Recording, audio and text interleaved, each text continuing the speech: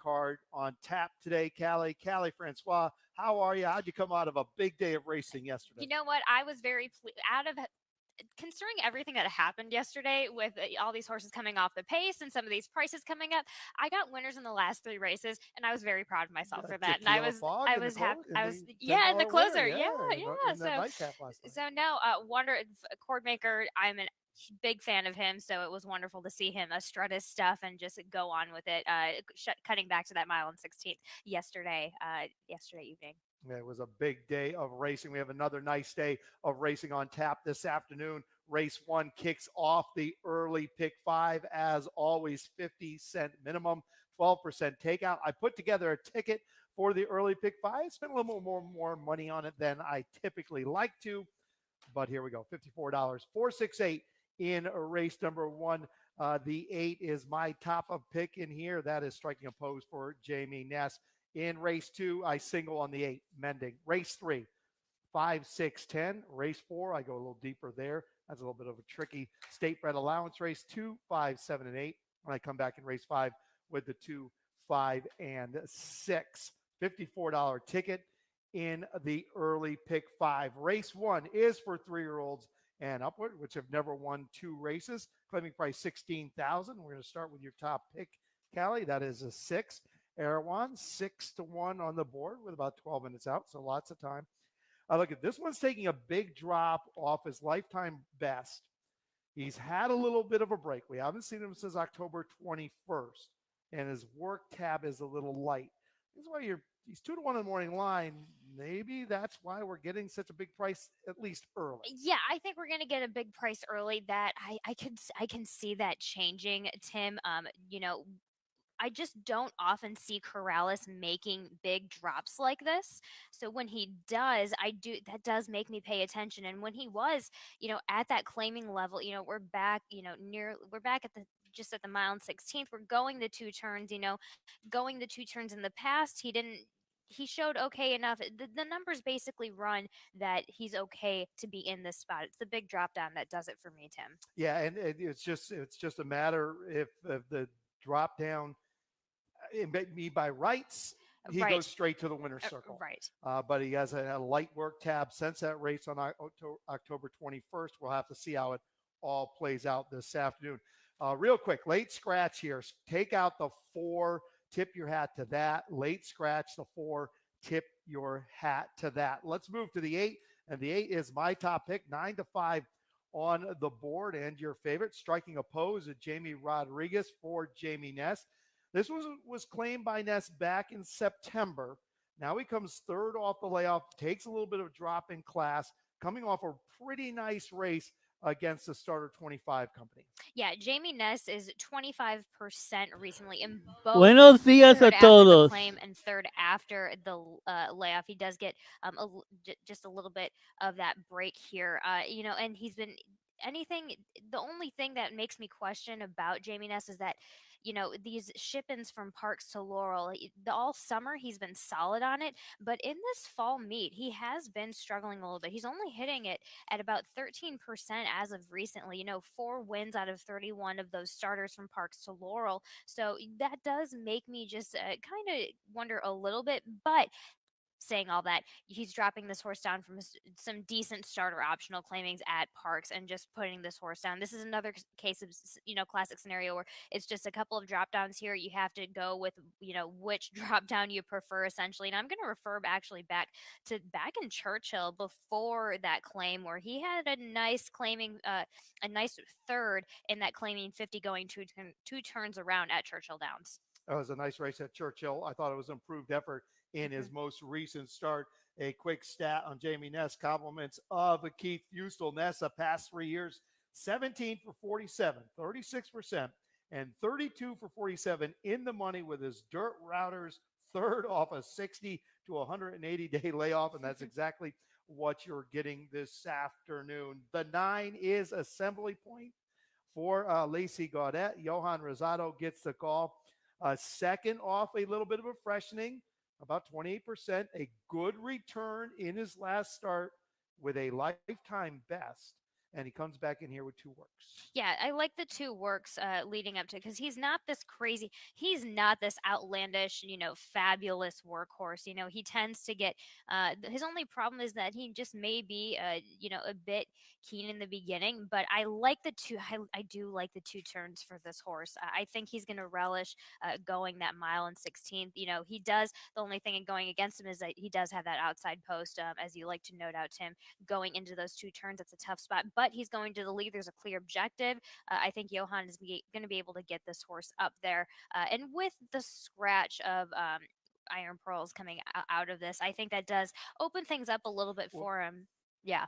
Go ahead, Tim. no, for sure. Not only the scratch Iron Pearls, but the late scratch of Tip Your Hat Yes, to That, absolutely. who has speed too. So it opens up the opportunities for Assembly Point. Assembly Point is Keith Fusel's top pick, and the lead seems well within his range. Let's take a quick look at the 7. There you go, fellas. Right there for Jerry Robb. This is who is this? This is Jack a gave horse that back. I've been. Yeah, Jack gave back. Yeah. Now this is a horse that I've been all over in his last 2 starts, and at that $16,000 level on November 7th.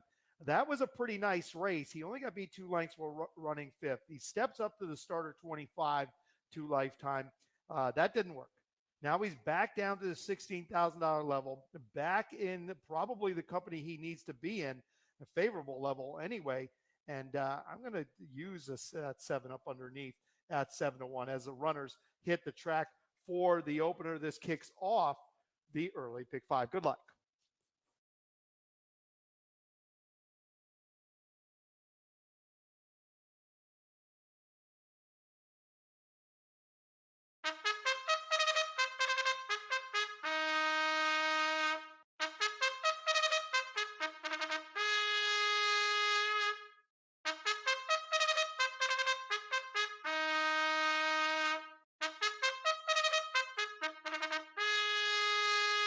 Stepping off of the first race, best turned out horse award of the first race presented by the Maryland Jockey Club and the Maryland Thoroughbred Horsemen's Association. Congratulations to groom Hector Lopez for striking a pose. 6 minutes. Track is good. In the first race, number 1, King Allen, Jockey Angel Cruz, scratch 4, Tip Your Hat to That, and scratch 10, Iron Pearls.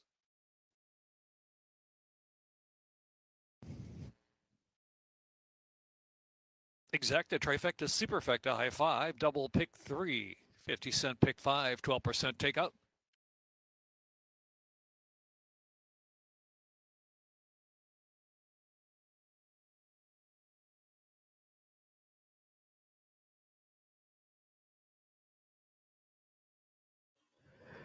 En esta carrera me gusta cómo se ve el número 7 y para otro precio el 3.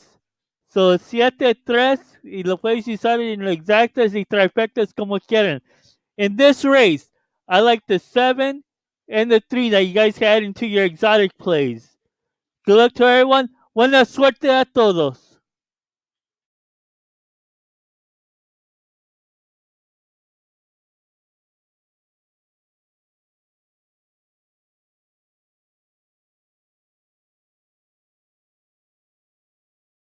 Five minutes.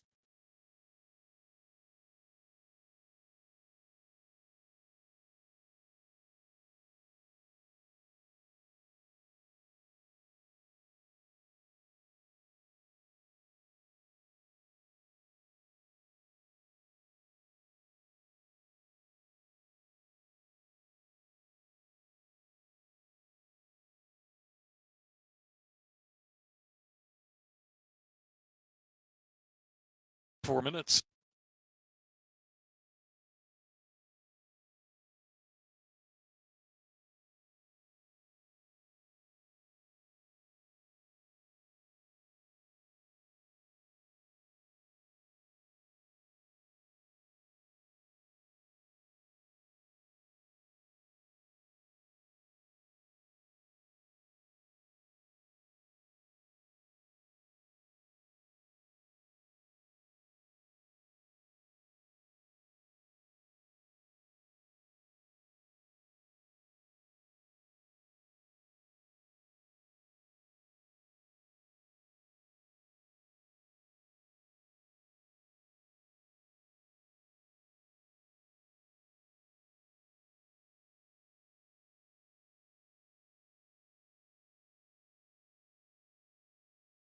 3 minutes.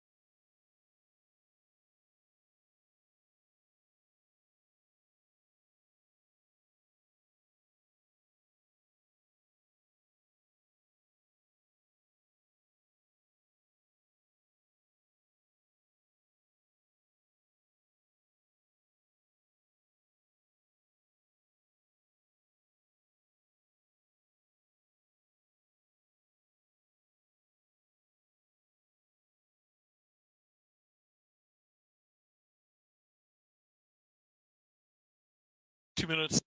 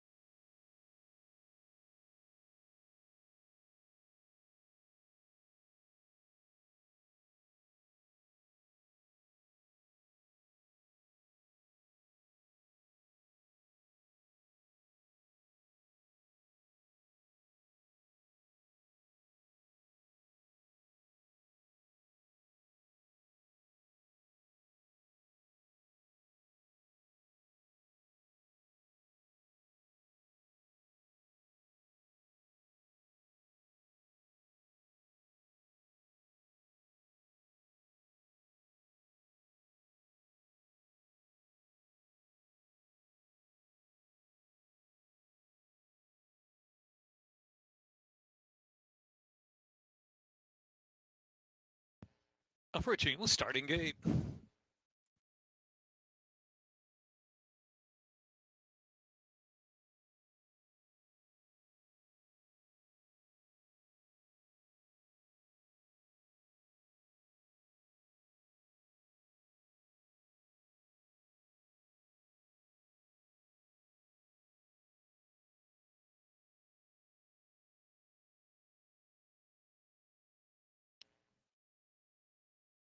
Set to load for the first. Track is good.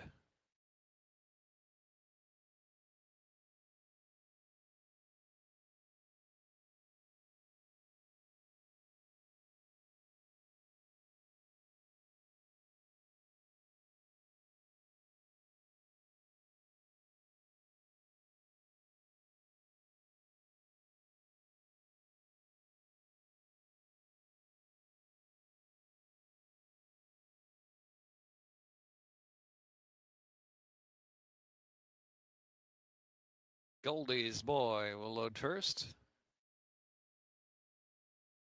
Goldie's Boy backed in. King Allen with Angel Cruz. Erwan.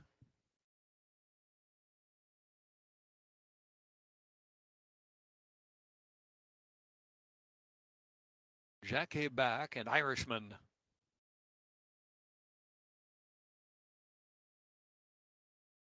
Rock and Run.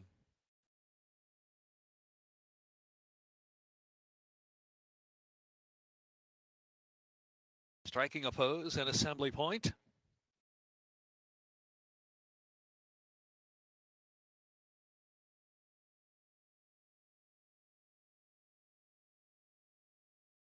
Assembly point. They're in line. And they're off. Goldie's Boy and Assembly Point. Assembly Point on the outside, fast enough to clear over there. And there goes Assembly Point from the far outside gate to take the lead outright by 2 from Goldie's Boy into the first turn. Then Arrow On and Rock and Run, the black colors on the inside. Jack Gave Back is out there 3 wide. Here's Striking a Pose, settling about a half dozen from the front. Irishman tugging on the inside, another 2.5. And King Allen in the back, 8 lengths from the front. As they round that turn, head now with about 6 furlongs left to go. The opening quarter on the good track, 24.95. And Assembly Point goes on with it with a 3-length lead from Goldie's Boy in the second spot. Then to the outside, Jack Gave Back, and Irishman's let loose out of the inside. Irishman has moved into third position now. Arrow One drops back and passed by Striking a Pose on the inside and King Allen on the far outside. And then it is Rock and Run trailing the field. Heading into the turn, half mile and 49.30 for Assembly Point, working on a 5-length advantage out there. Here is Assembly Point all alone up front still. And Goldie's Boy is second. And on the outside is King Allen has moved into third. Striking a Pose now moving in from fourth position, just in behind that second flight of runners as they round that turn with less than 3 furlongs to go. Assembly Point still clear by 3 from Goldie's Boy and the driven King Allen on the outside. And Striking a Pose racing in fourth, and Jack Gave Back his fifth, 6 furlongs a minute, 14.81. They're at the top of the stretch, and it's Assembly Point trying to go all the way. Still working on a 5 solid length advantage with 1 furlong left to go. Assembly Point Striking a Pose has moved solidly into second. Assembly Point now with a 3-length lead. Striking a Pose is closing into the outside. Here comes Striking a Pose. Assembly Point holding firm though. Assembly Point and Johan Rosado, they took them all the way to win by a couple of lengths from Striking a Pose. Then it was Jack Gave Back or Goldie's Boy. Another photo next there. Arrow One, Irishman.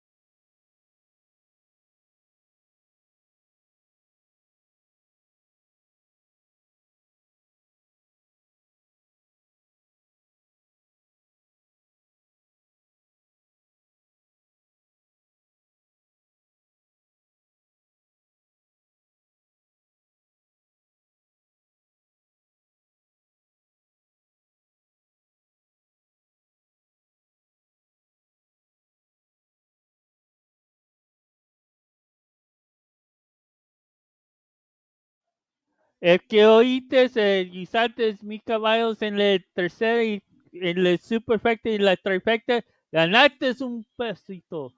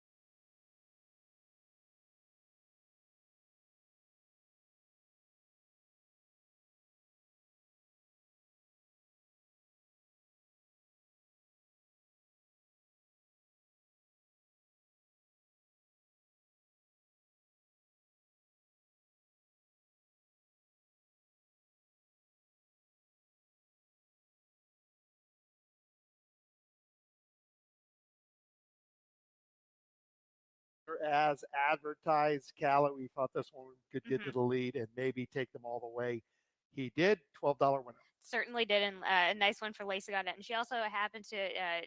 She claimed the horse who was in second right And striking a behind her, so pose. striking a pose. So I think she won on two accounts in that race. So congratulations to the connections of Little Bluebeard Stable, Goddard, and Johan Rosado. And striking a pose made a late run at Assembly Point, but was not enough as he was able to get off to an early, easy lead. Race 2 kicks off the early pick 4. This is for fillies and mares 3 and up, which have started for a claiming price of 25,000 and never won 3 races. We're going to start with our top pick, your best bet of the day, Yes. and that is the 8 amending. And we're going to take a quick look at her last race. This was on November 27th, right here at Laurel Park at this starter $25,000 level. And she just does it really much as she pleases. So first off, she does get an outside post like she did last time out. You see here she has a 9 post today. She has the 8 post, and this is a filly that I just think, and it'll say later on in the graphics, but when we get on camera,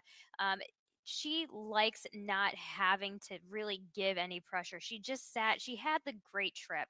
She sat in a very Toledo had her very comfortable spot. She just sat off the leader, and then she had the gas to go, and she just went ahead and went on with it. I would have loved to see a work from her. We haven't seen one since that run, which is, but Farrier did have the confidence to run this filly in Never Win 2. He entered her back in December 16th on that. It was just a steward scratch then. So to just stay in the same level, that works out for certainly as well. And may get a nice stalking trip again this afternoon. This race comes up a little bit tougher than her previous start, but she's been in very good form since the Farrier claim, and Anthony Farrier's barn is certainly starting to heat up. You have the 10 in your exacta. That is Maureen Loves Frank. This is first off a claim for Ferris Allen. Horacio Caramanos gets the call. This is the 10. Maureen loves Frank. Stepping up first off the claim to this 25,000, a good race and a win in his last start. Yeah, Ferris Allen has, as of lately, with the 10, Marine Loves Frank, that's the number 10, has been doing, Ferris Allen has actually been doing pretty decent. The last, 18 first after the claim, 3 wins, 3 seconds, 6 thirds, that's a 17% rating. And, we kind of have a little bit of a similar type. And they ran about similar numbers last time out. So this horse he wasn't a crazy workhorse. You put in respectable works under Claudio Gonzalez, but now we have that December 14th work here at Laurel. That was with the new cushion, and that was when the cushion was a little bit more dense. So I'll be a little bit forgiving on that work prior to that. But this is another horse. Tim, you noticed yesterday we had a lot coming off the pace yesterday, and this is a horse that certainly fits that as well. Certainly could. I didn't get to this one yet. You have That's fair. to the and the reason I didn't get to it, I just think it's really tough taking horses off Yes, Claudio. I'll be fair honest enough. with you. Fair enough. It's hard to keep their form. At latest numbers, 88% of the horses claimed off Claudio do not win first off the claim. So it was a Oh, tough one for yep. me to get to. 5-1 on the board. The 7 is Combat Queen, and this one I think is pretty live in here. 5-1 on the board. Third off the break today, turns back to 3/4 of a mile. Comes in here off a win over the mud, but her life best has been going 3/4 of a mile over a fast racetrack, and it's rated good, but it's getting awfully close to fast, I would think. We're gonna have a little bit of a similar situation, just a little bit of that moisture in the ground. Combat Queen, she certainly relishes it. I think you picked up. I think that's a great pickup there because I do have her on my ticket as well, just underneath, picking it up. So I just didn't see the field being quite as strong, but I do like that this filly does have a lot of options because if you go back to that back in October, you got to go back in the form, but back in October of 2020, she did run that allowance of never win 1 or 2 and went to the lead and just got nosed out on that win. So I like that this filly can go either way, and she has matured to sit back and rate a little bit off of any speed that's going. Well, she does like 3/4 of a mile. Last time she ran 3/4 of a mile, which was last January, she ran third. She got beat 3 lengths to Hibiscus Punch. And look, she's been running against some hard runners. She ran into Hydra. Then she ran into Princess Kokachin, where she only got beat to 7 lengths. She's had 3 good works since then. This race could set up pretty well for Combat Queen, and we know she likes the 3/4 of a mile. To her inside is the 6, Defy Expectations. This one goes first for Hugh McMahon. Turf races have been decent. Gets back to the main track this afternoon. Now she's 0 for 2 over a fast dirt track. This racetrack is rated good, so it has some moisture in it. Oh, they upped it for fast. But looking at it, in the It still first has some race. moisture in It it. does has the Yeah, moisture. You can tell the way it's still kicking up. Now, absolutely. I would have liked this one a whole lot more if there was a lot more moisture into Mhm. it in this racetrack. Buy into Mischief out of a City Zip mare.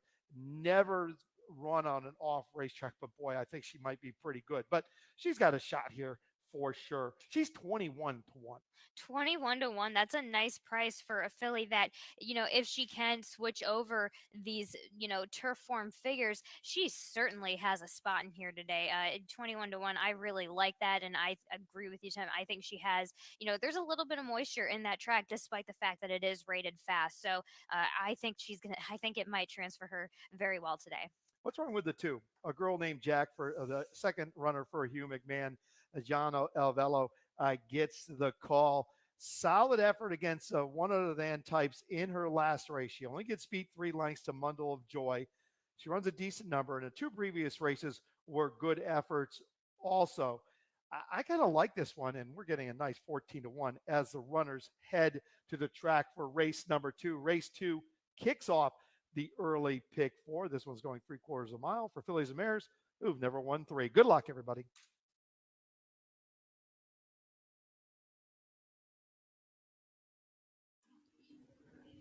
En esta carrera me voy a estar viendo en números de la número 2, el 10 y a las 7.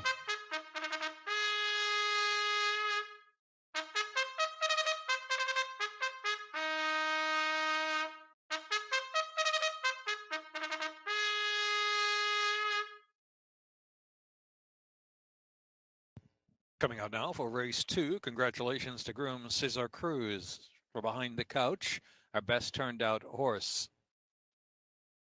Groom's Award brought to you by the Maryland Jockey Club and the Maryland Thoroughbred Horsemen's Association. 5 minutes to post in his second race. Scratch number 9, Rapper Rule. Exacta, trifecta, superfecta, high 5, double, pick 3, pick 4.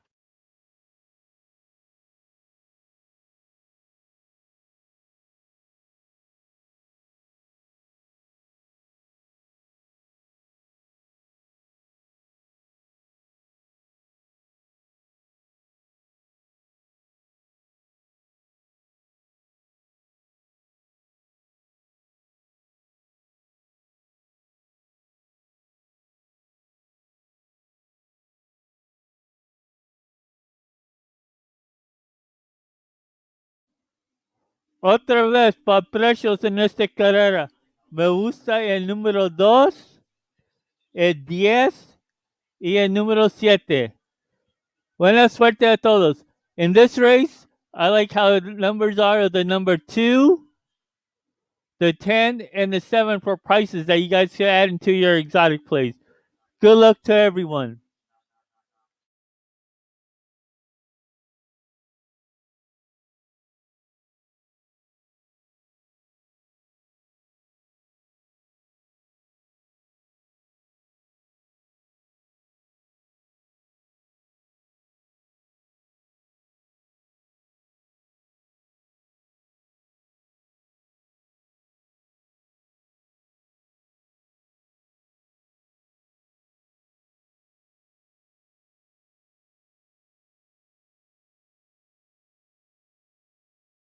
Three minutes.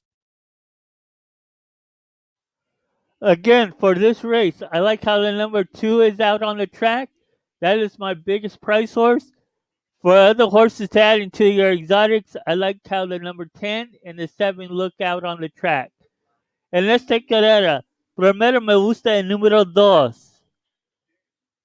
Para precios me gusta el 10 y el 7. Buena suerte a todos.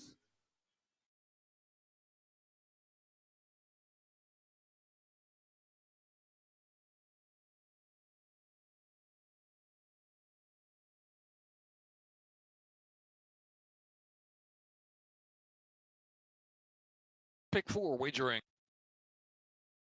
2 minutes.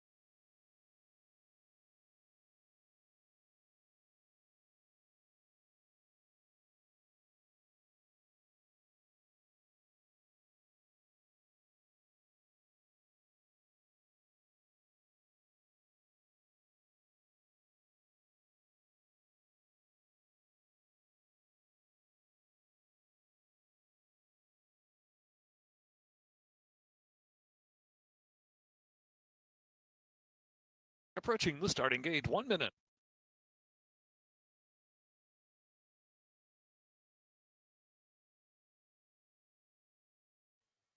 Buena suerte. Good luck.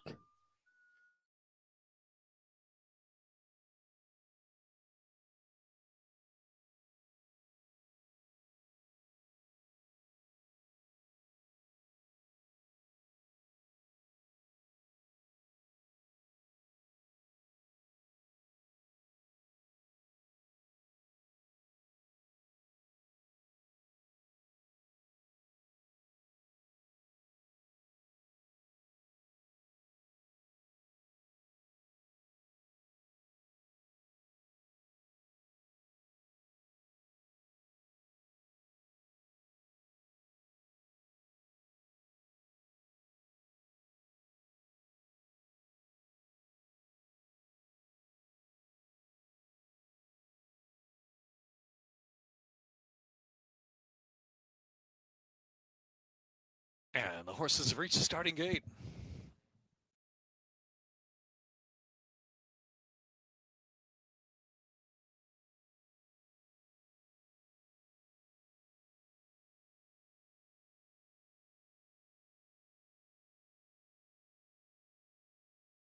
Jason Bryn, a girl named Jack, Owens Pleasure Inn, and Defy Expectations. Behind the couch.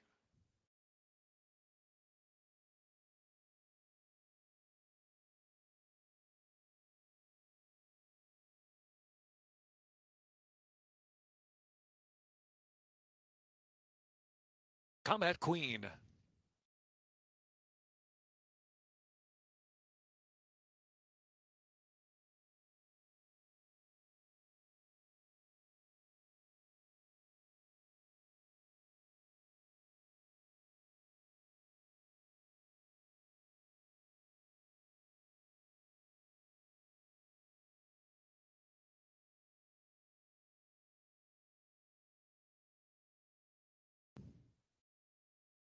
Mending and Awfully Foxy.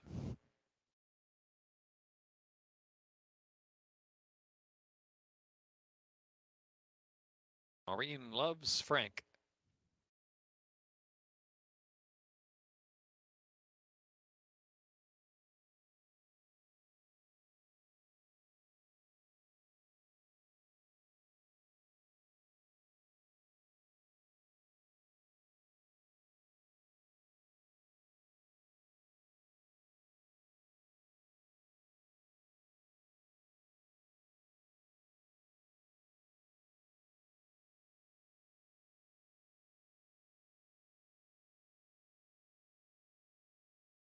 They are in line. And they're off. On the outside, there is Mending and Combat Queen flashing up there, too, and Defy Expectations right there into third. The inside is Behind the Couch in fourth, and Marine Loves Frank and Awfully Foxy will settle about 5 off the pace. A girl named Jack on the inside of that one. Back to Owen's Pleasure, and Chasin' Bryn is in the back. Chasin' Bryn about 11 from the front. Combat Queen leads the way, Mending on the outside, pressing the issue, and Maureen Loves Frank now moving steadily up there 3 wide from third position. Between horses, Defy Expectations, and the inside is Behind the Couch, racing close fifth. And then it's Awfully Foxy trying to move up from 6th on the outside, and back to A Girl Named Jack and Owen's Pleasure and Chasin' Bryn. The opening quarter went 23.45. They reached the top of the stretch with a quarter of a mile left to go. And here's Mending on the outside, taking lead. Combat Queen back second through a 47-41 half mile. Out of the middle is Awfully Foxy, picking up a share there from third with 1 furlong left to go. Mending in front, and Combat Queen, she's in it for the fight. Try to come back from Orly inside. Awfully Foxy far outside and Behind the Couch. Mending to do it. Mending, Combat Queen second, and third will be Awfully Foxy. Then Behind the Couch in Owen's Pleasure.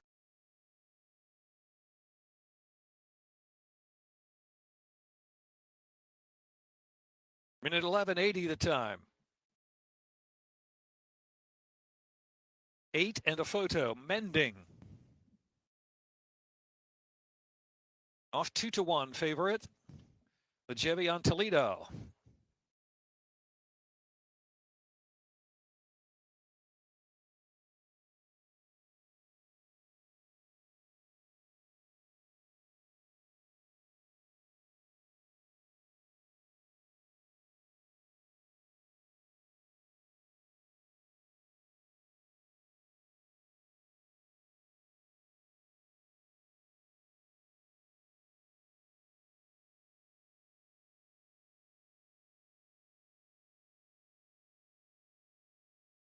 Seven, Combat Queen was second. Number 4, Awfully Foxy third, and number 3, Behind the Couch fourth.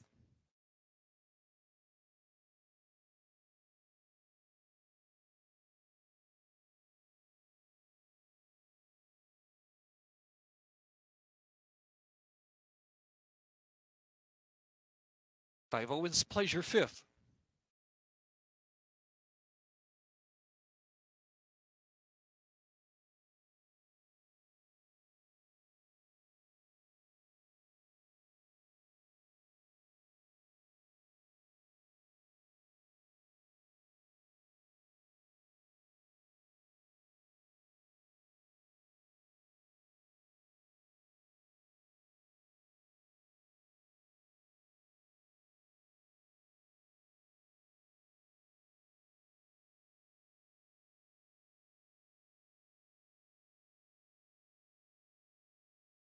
Official.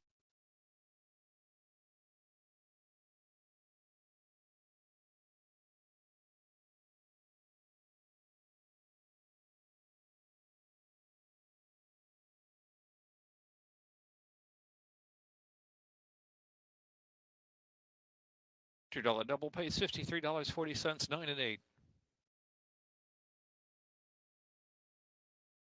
$2 exacta $44.20, dollar trifecta $129.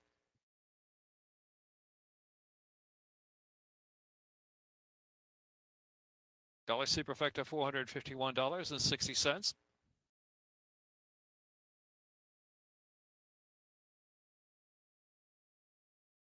I-5 carryover $407.38. Mending in the second with Jevian Toledo for James Wolfe, Anthony Ferrier, trainer. Bred in Kentucky by Mulholland Springs LLC. 3-year-old dark bear brown filly by Ghost Zapper from Quiet Hour by Quiet American in a minute 11.80. The track is now rated fast.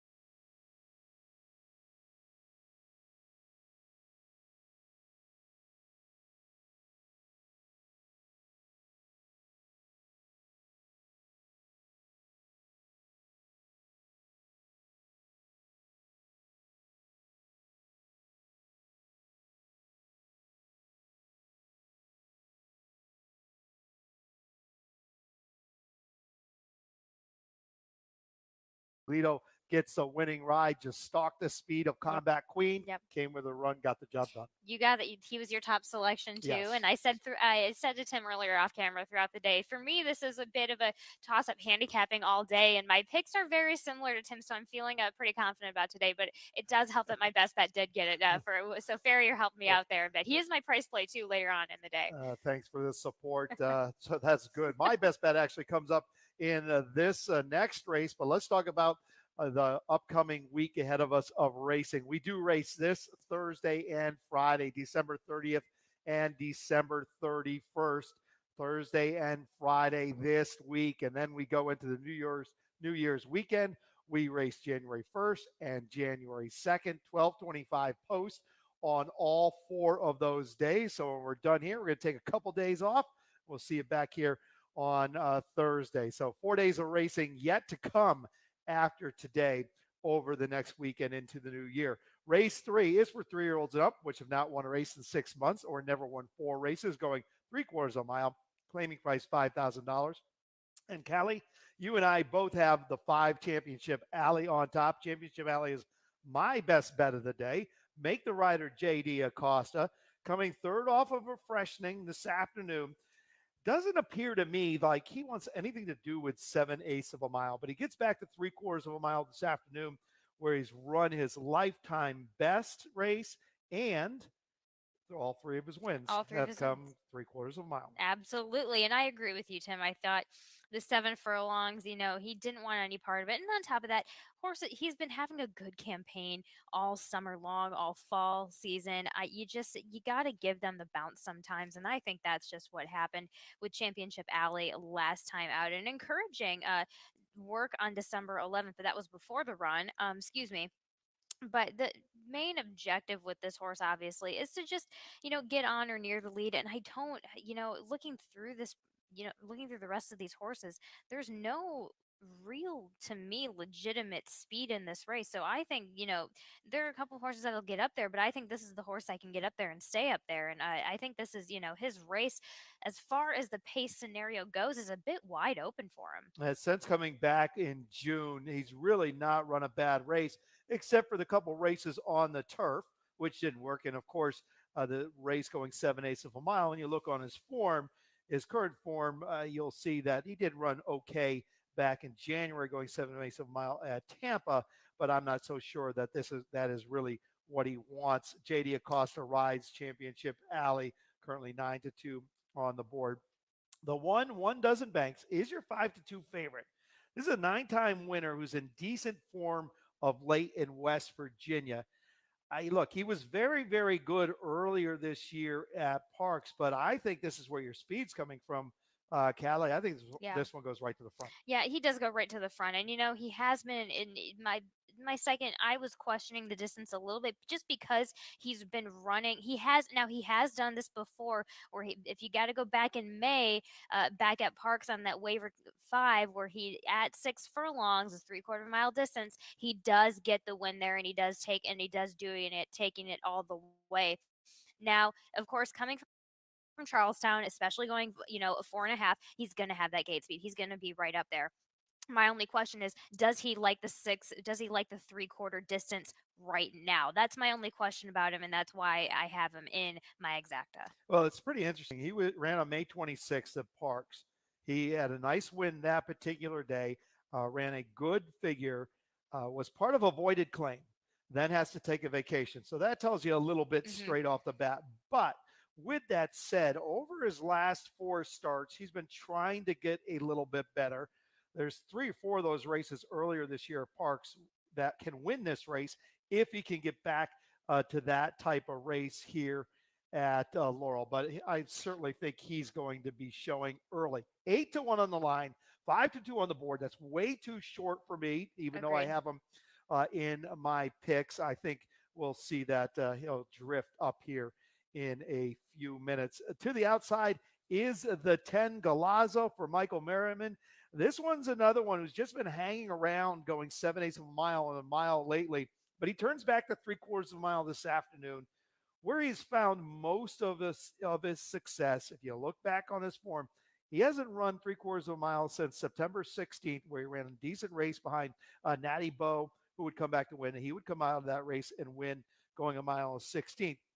However, I think since then, and I do believe that he likes 3/4 of a mile best. And if you go back even further back in July at Pimlico this year when he was with the Nest Barn before Saray got him, put in a nice performance with Javian Toledo on top, making just a nice, had a mid move and couldn't go, just couldn't hold off. The winner that day, but just a held a nice second. So I agree with you, Tim. I think, and I had this horse on and off of my ticket because I just need I agree that he needs to go the 3/4, but since it's been such kind of all over the place as far as where he's been, this 8 mile, 7 furlongs, I'm just kind of taking a wait and see approach with him. The 2 is Big Hambone. Just clicked a favorite. That's no surprise to me for John Salzman Jr. This one has some good efforts over the main track here at Laurel. I think you can put a line through his last race, even though he salvaged a pretty good finish after stumbling and getting steadied in his last start. He's been pretty effective going 3/4 of a mile, including his life best. Yeah, and I think that's that last trip that you talked about where he did kind of stumbled and then it got somewhat a little bit rushed and got into some traffic, had a little bit of backside drama, so that took it away from him. Some decent works coming in, one decent work coming in with on the new surface, a 51 flat, respectable enough maintenance work. The biggest thing, I just want to make sure he comes out of it all right, and he's been on the turf, and then that last time that he ran at Timonium, that was only a mile and a half, so let's just he'll make a jump for it, but we'll see how he's doing now. The 9 is Sunman, 11-1 on the board for Crystal Pickett. Yomar Ortiz gets the ride, and we know Mr. Ortiz, he get a long shot home. He got a $120 winner home for Rudy Sanchez Solomon and Shake 'em Loose yesterday in one of our 2-year-old stakes. Look, this is a horse who's second off the layoff this afternoon. He's a 5-time winner here at Laurel Park. He's sort of fallen off of his form. But if he can run back to those last fall races in 2020, if he can get those races back, that puts him in the hunt, but he's going to have to find those types of races. Yeah, he ran decently at Charlestown, making a bit of a forward move from third to second back in April, and then they brought him back, going seven. He had some trouble, and that took him completely out of the race. He has an outer post now. Horses headed to the track for the third race. Your favorite continues to be the 6, Big Hambone. Our top pick, the 5, Championship Alley, 9-2. Good luck here in race 3. Remember, the Rainbow Pick 6 comes up next in race 4. A nice carryover there. Good luck.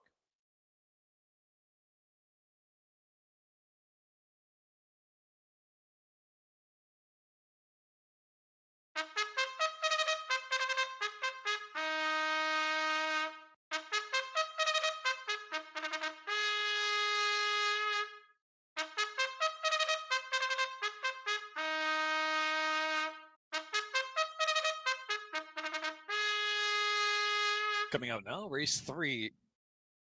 Best turned out horse award goes to Raul Arriagada Jr. for odds on. Best turned out horse award goes to Raul Arriagada Jr. and the award brought to you by the Maryland Jockey Club, Maryland Thoroughbred Horsemen's Association.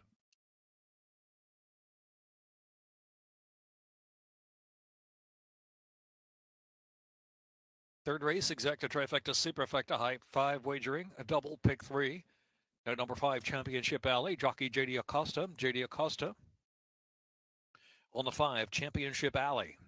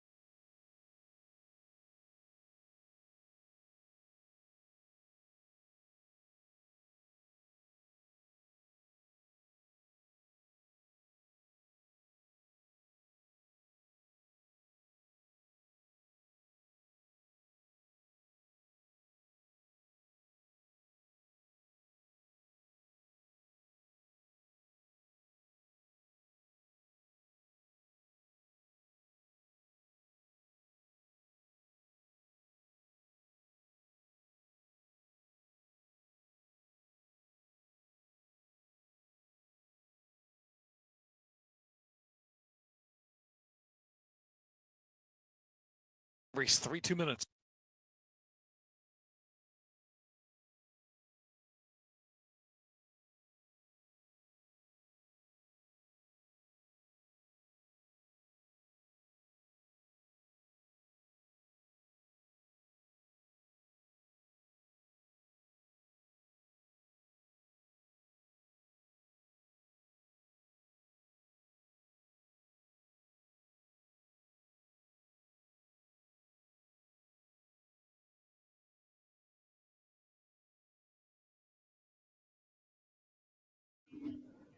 Buena suerte.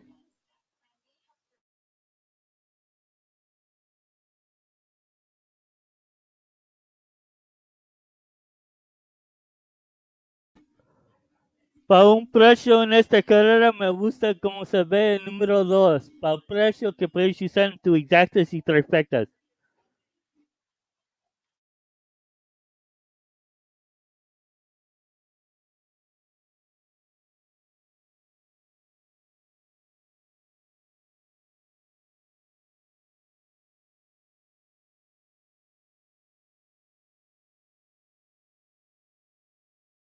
One minute.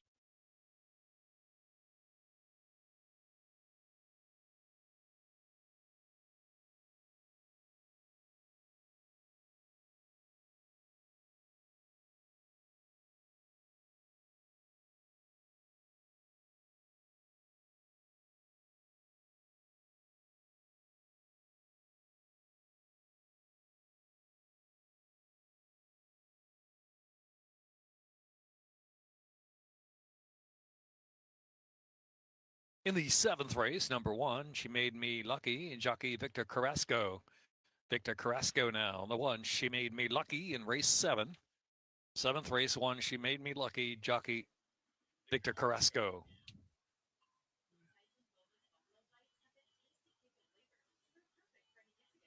Horses now at the gate for the 3rd race.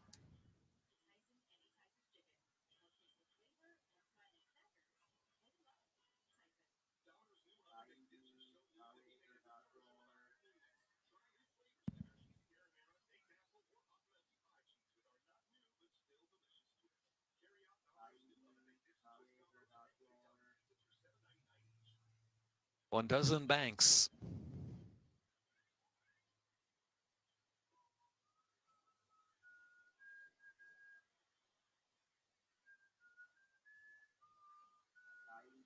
Big Hambone and Proud enough. Odds on keeping the peace.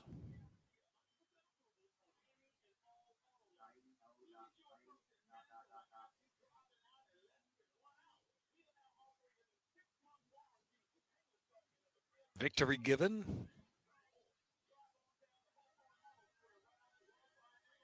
Warm sunny breeze. Championship Alley with JD Acosta.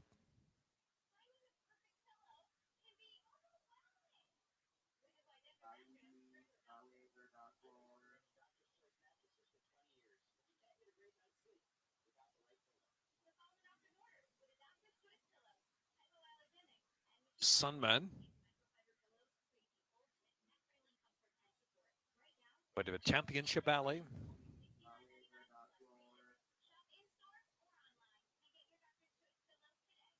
And Galasso.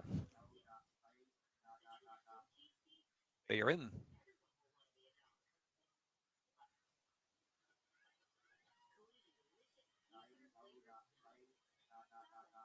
And they're off.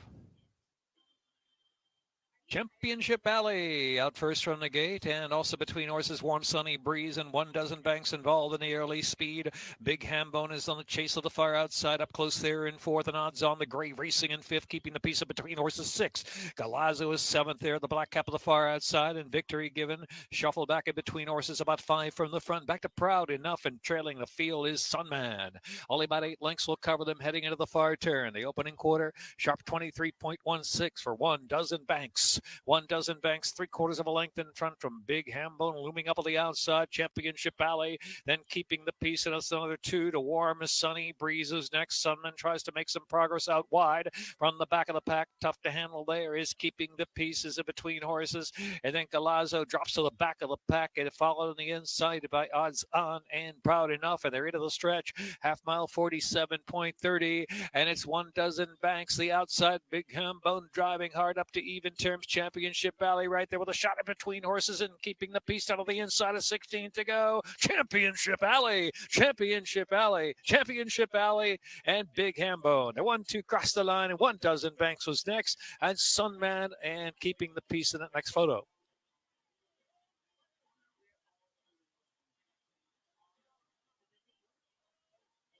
Minute 12:21.561.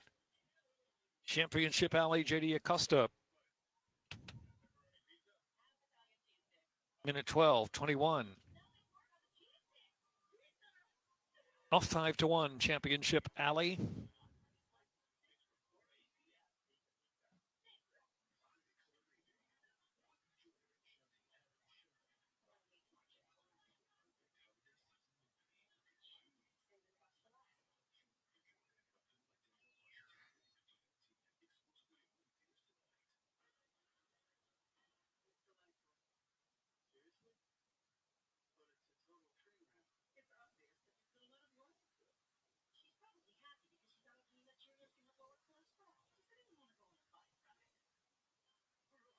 Nine Sunman, 4th.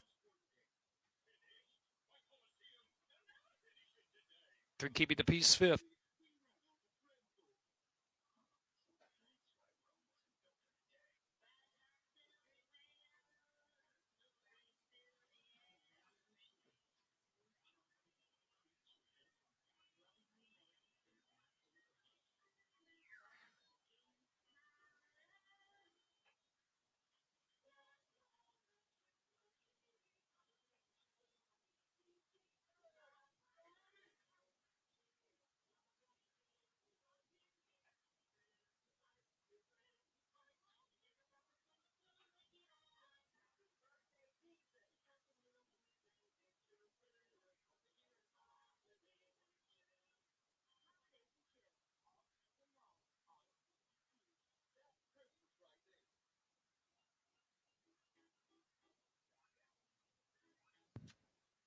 Championship Alley, JD Acosta.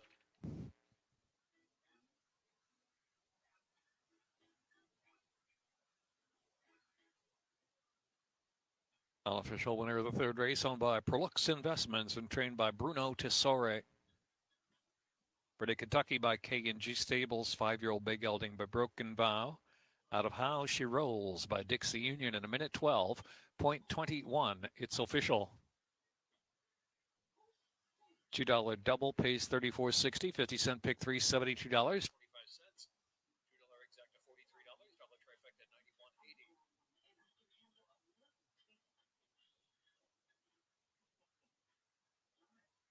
Dollar superfecta $764.70.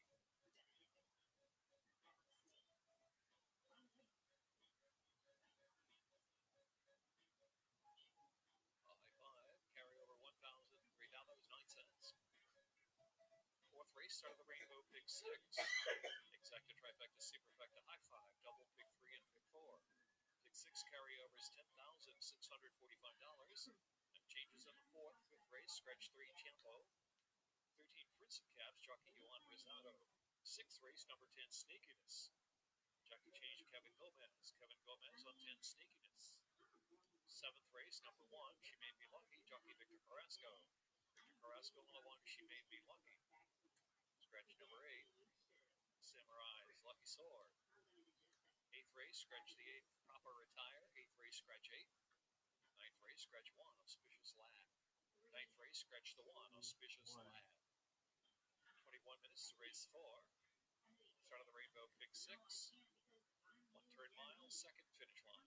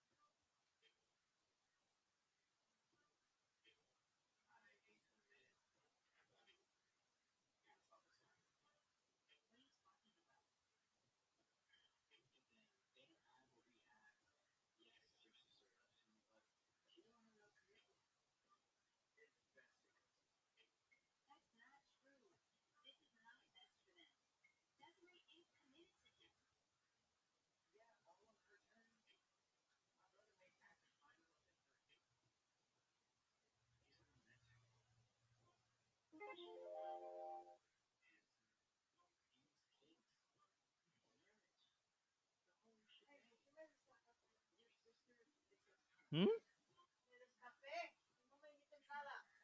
Tú fuiste a una-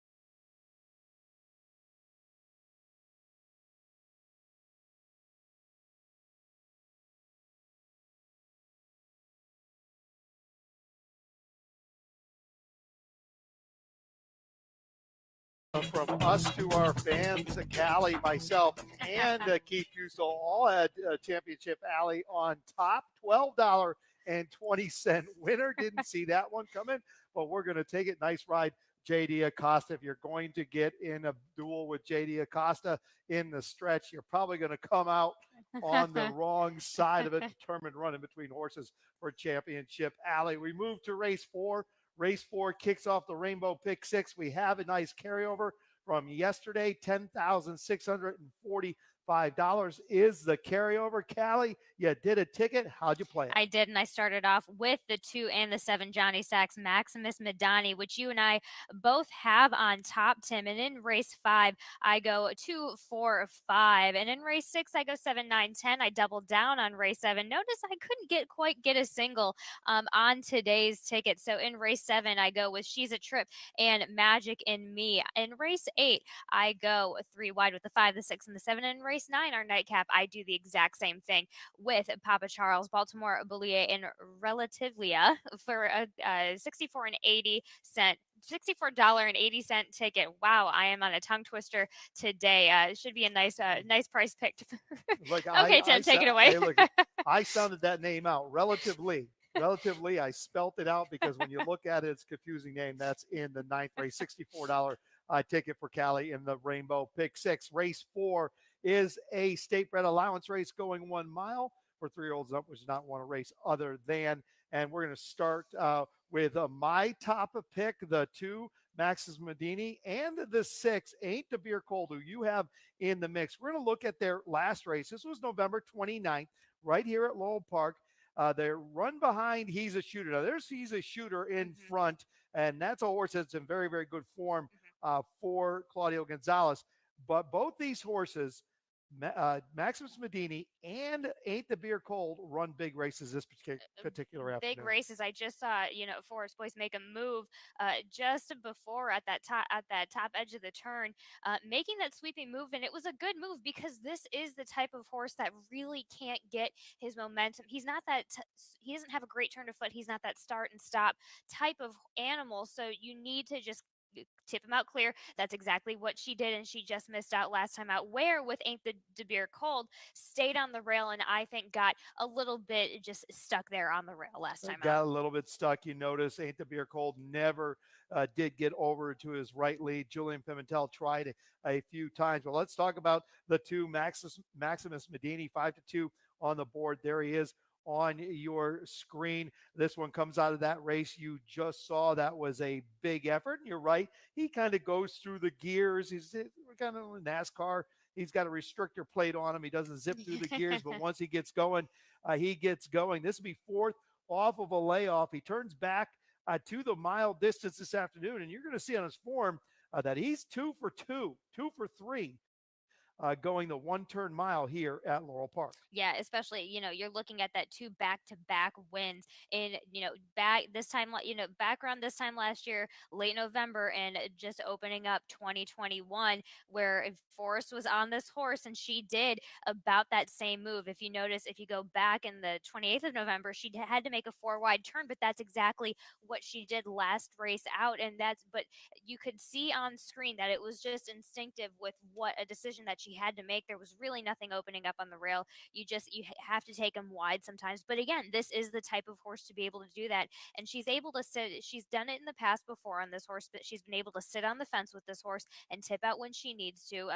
This is the type of, and this is also the type of track that Maximus Madani is really going to benefit from, Tim. He likes a long stretch. Let's talk real quick about the 6 Ain't the Beer Cold. Coming off a good race, a lifetime best, no doubt about that, but finally got into some good form. 4th off the layoff in his last start. This is a horse who I've never been in love with. I just have always been a little worried about him showing up. He showed up in a big way last time. Maybe the 1-turn mile is the key this afternoon. We'll have to see. Yeah, I think off of that last race, listen, it's fine if you don't love him. I'll love him for you.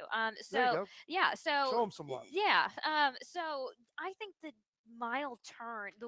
turn mile, excuse me, he's going to get a lot of benefit from that, because being blocked off a little bit on the rail like he did and still coming in with some run, I think that actually is going to give him a nice confidence booster. And he was coming out of the 3 post. He kind of got stuck there in a spot where Julian couldn't really do anything. But now, we've got Victor Carrasco on top. We're coming out of this a little bit more of an outer post, a little bit more of an option, which I think is exactly what he needs. Let's talk about your top pick, your current favorite, the 7 Johnny Sack for Jeremiah Engelhart.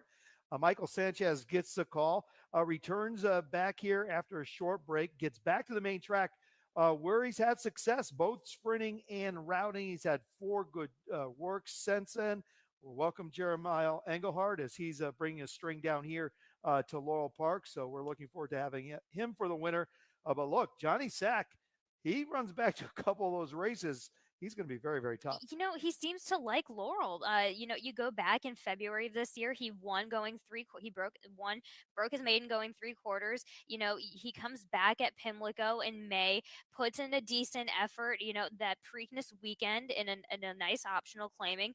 You bring him back at Pimlico, or excuse me, yes, absolutely. Pimlico in August, around a 2 turn, and he went well there. So I think and I'm putting a scratch through those last 2 races at Saratoga, and then back here on Laurel on the grass. I think he's back at the surface he likes. He's at the track he likes, and I think he's gonna be. I think he's gonna be just fine with this 1 turn mile. He won going 1 turn. We're back to that, but just on a bit more of an extended version, which he might like as well. That was a big debut back in February right here at Laurel Park where he got the job done pretty easily, winning by 3 lengths. The 8 is a can't pass it up for Bernard Dunham. Arnaldo Bocachica gets the call. Hey, look, this one's in good recent form. He didn't run that poorly behind Maximus Medini, Ain't the Beer Cold, and he's a shooter. Mhm. In this race, I like the number 5 as a price horse, but I'm going to do an exacta box, the 578. En esta carrera me gusta el número 5 a precio y voy a hacer exacta box en 5, 7 y 8. Buena suerte a todos. Good luck to everyone.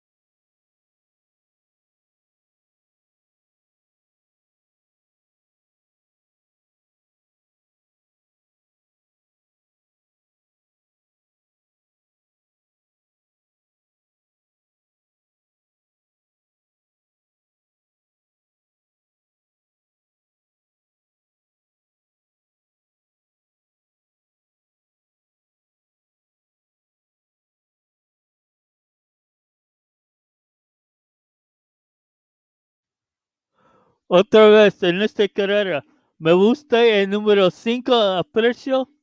Entonces me gusta el número 7 y 8 y voy a hacer exacta box con el 5, 7 y 8. I'm going to be doing, I like the 5 at a price, but I'm going to be going with the 5, 7, and 8 exacta box. Good luck to everyone.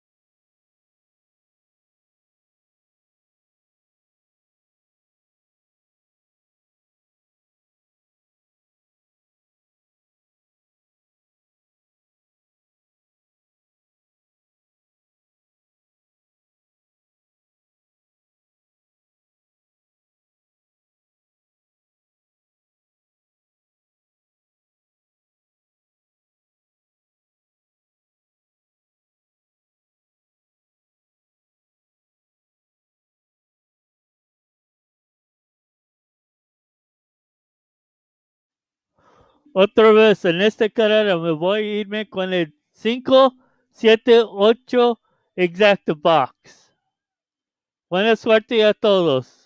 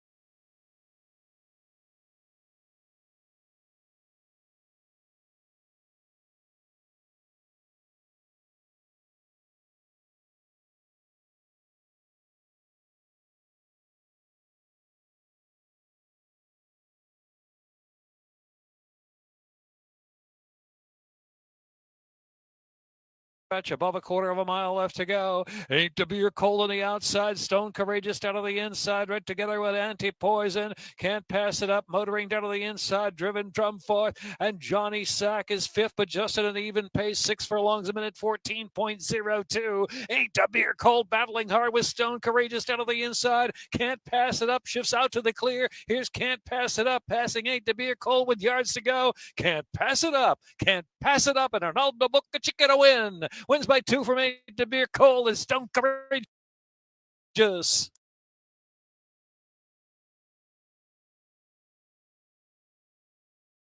Minute 38.64 on the mile.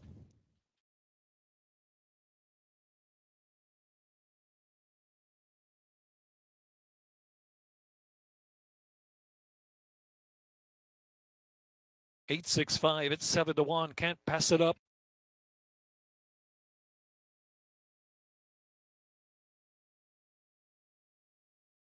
Off 7-1. Can't pass it up. 8.65 in a minute 38.64 for the mile.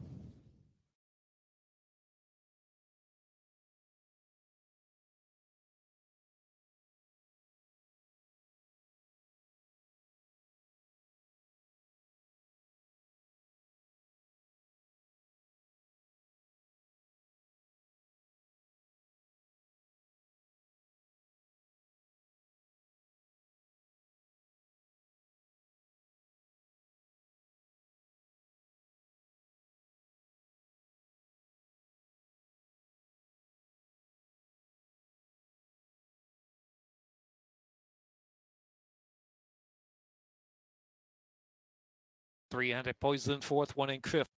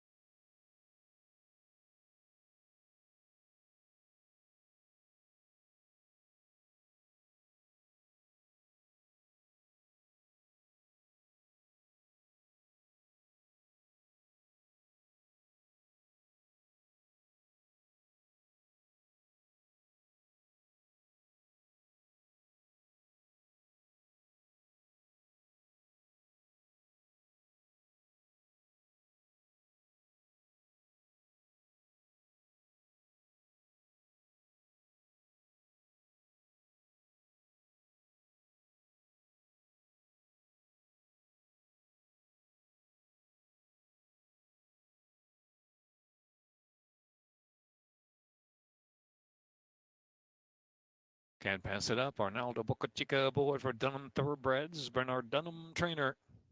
Bred in Maryland by the Elkstone Group. 5-year-old bay gelding by El Padrino. Out of Can't Pass a Turtle by Domestic Dispute. In a minute 38.64.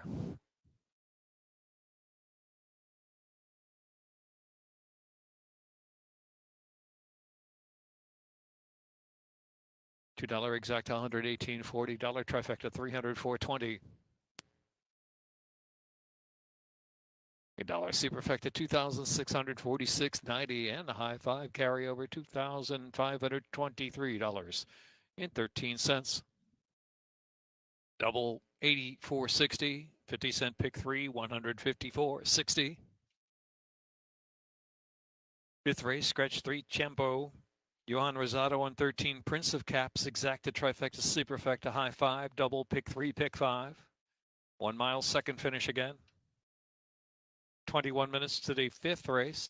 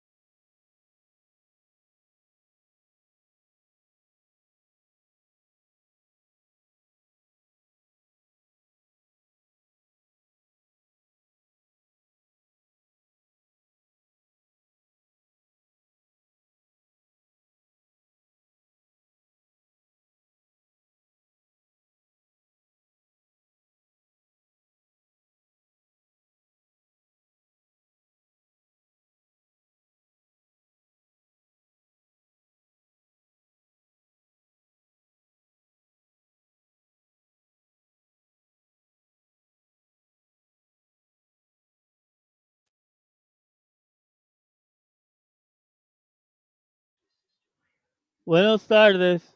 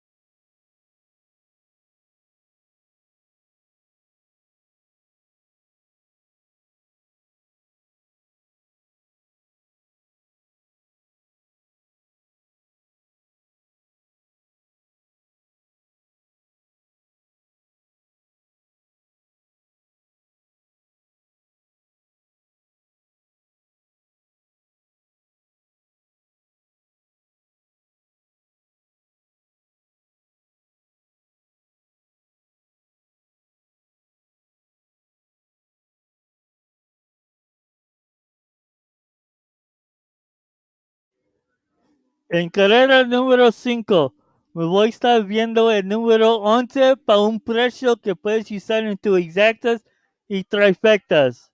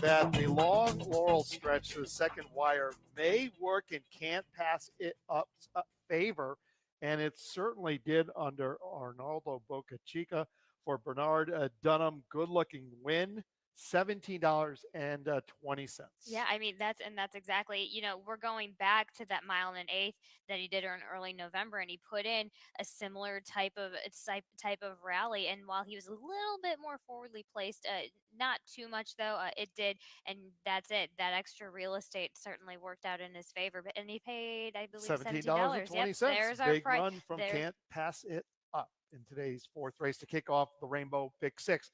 Race 5 does start the late pick 5. This is for 3-year-olds and up, which have not won 3 races, or straight 3-year-olds. Callie, you and I are on the same runner. I'm the Prince for Anthony Ferrier and Javion Toledo. They'll be looking for their second winner this afternoon. This is first off the claim for Anthony. He hits at about 23% and comes right back at the level of the claim where he claimed this horse in his last start in November at Churchill Downs. Gets Toledo, as I mentioned, in 2 works since that race. yeah, this is still my price play of the day. He's sitting at 12-1 right now. I think the biggest thing that I still think Anthony's always going to improve a horse first off of the claim. Now he's been a little slow in those stats, but I think he's gearing back up. His whole barn is starting to gear back up again to start running nice and giving us a nice Farrier winter season. But the biggest thing that I was noticing is that the works when this horse came in to Farriers versus the works that he had last time. Now this horse is not a stellar work horse, but they were overall, I thought, just a little bit better coming here to Laurel. I have a gut feeling that I just see this horse liking Laurel better. We've got another one that comes off of the pace. We've had a couple of those. We had a bunch of those yesterday. So I just see this really working out well for this horse. And then he did run into some traffic down the front stretch last time at taking around those 2 turns in Churchill Downs, where just wasn't able, that affected his momentum. He might get a cleaner trip today. 2 back, nice race at Indiana Downs, a nice good figure, 72, a lifetime best, while winning a 2 lifetime 12-5 race, going a mile and 70 yards. Now, he needs to get away. He's got a couple races where he doesn't get away the best, so a good clean break certainly work in his favor. Not going to complain about the current 9-1 on the board. The 4 is a should have had it for Ferris Allen. Horacio Caramanos gets the call. You have this one in your exacta, coming off a race at this level where he only got beat a length and a half while running third. The previous couple races were pretty good, including 1-3 back at Delaware Park where he just missed by a nose. Just missed. Hot little stat. A recent hot little stat. Out of the recent 10 runners where Ferris Allen has been second after the claim. Three of those have been winners and two thirds. So he's hitting at a nice 30 off of a short sampling, but it's a short recent sampling, which is kind of explaining how the barn's been going with this lately. But he's 30% right now, second after the claim. A nice lung opener work on December 21st over this type of track at Laurel. And I'm just referring back to that last race where he was third, but there was a little bit of a match race going on. He was off by a good, 10 to 10, about 10 to 15 lengths in the first bit of it. And he came up with some nice ground to finish up, not too far ahead, not too far behind the winner. So I'm going off of that. And if he's able to do that kind of performance, he certainly fits here. The 5 is Bartolino, 7-2 on the board for Rudy Sanchez Solomon. JD Acosta gets the call. JD will be looking for another winner this afternoon. And of course, we know Rudy won a big race yesterday, a big price. This one's dropping and stretching out. And Rudy does pretty well with this kind of move, about 24%. This is a horse that's run into some runners in his last two races while sprinting. He ran into Alpha Cairo, Magic Mule, Zen Pie in his last start and hung in there pretty well. But 3 back going 3/4 of a mile, that was a good race right here. I think this horse might have a bit to say about the early pace, and maybe JD can take it all the way. Absolutely. Those three horses that you just mentioned, Zenpai, Alpha Cairo, and I forget the other one, but they're all in this feature allowance race later on, and he's still at he's at this $10,000 level, and so he absolutely will have something to say as far as the pace in this race goes. He made a run for it 2 starts back here at Laurel going 3/4, but then the time before that at the off the turf event, I just like how this horse is able. He likes the lead, but he is able to just sit comfortably off should JD Acosta make that choice. But I kind of see JD gunning for it this time. Rudy, first route, he's usually pretty good first time routing as well. Bardolino currently 7-2 on the board. Your current favorite is the 6. Lost my voucher for Claudio Gonzalez. Gino Avello gets the call. This is first off the claim for Claudio Gonzalez. Now he comes right back in. This one just ran on December 16th. This is a little uncharacteristic of Claudio Gonzalez. He usually claims a horse. They get 3 weeks a month. He plays with them. He gives them a couple works, and then he comes back. This one turns right back. But my guess is maybe Claudio just figures if this one can get a clean trip, which he doesn't very often, it might be good enough to get the job done. Yeah, I mean, talk about not having a clean trip. 2 starts back, he was on the inside. He had drama both at the half and the 3/16. He had to wait. This horse just doesn't like but despite this horse having to wait, having to deal with it, he does have a nice turn of foot from the 8th pole on that can certainly give you something. And hey, you never know. Claudio may just be trying to get away with a fast one here. He's claimed this horse in the past previously. This horse went back and forth between Ferris Allen and Claudio for quite some time before he got him back from Robbie Bales. So for the fact that Claudio keeps coming back to get this horse certainly says something. It's certainly a horse he is familiar with, and he is your 5-2 favorite.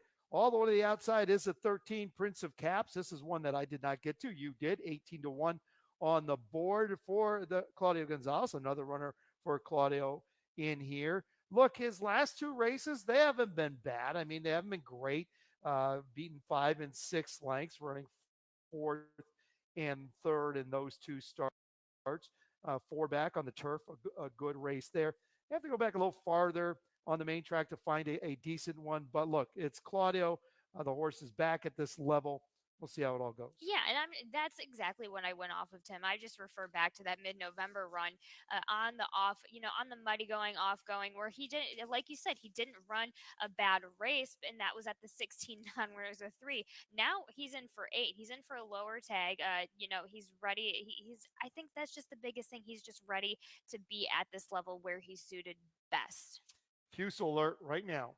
11-1 on the 12. Dapper's Drink. This is Keith Fusel's top pick in this event. This is the second of the 2 Saray runners.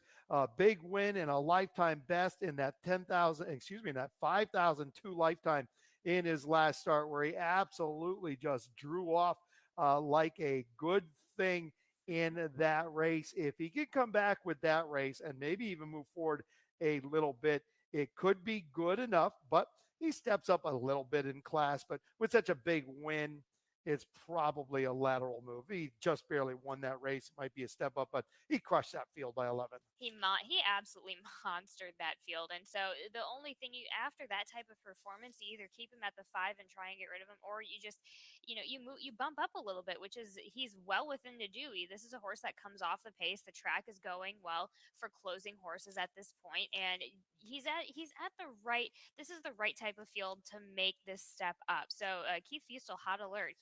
Keep your eyes peeled at 11-1 for the 12 horse. And I did make a mistake. The other Mario Saray runner was the 3 Shamba, who was my original top pick. Did scratch 13 runners on their way to the track for race 5. This kicks off the late pick 5. Good luck.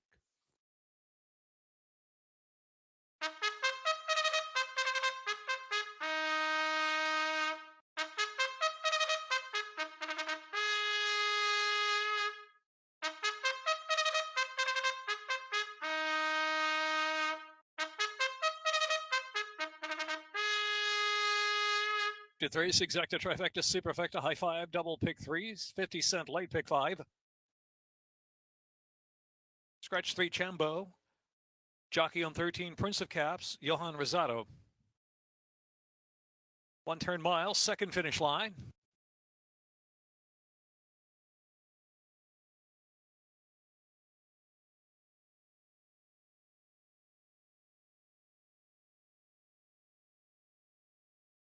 Congratulations, groom Alex Perez, for Shoulda Had It. Best turned out horse. Best turned out horse and groom award brought to you by the Maryland Jockey Club and the Maryland Thoroughbred Horsemen's Association.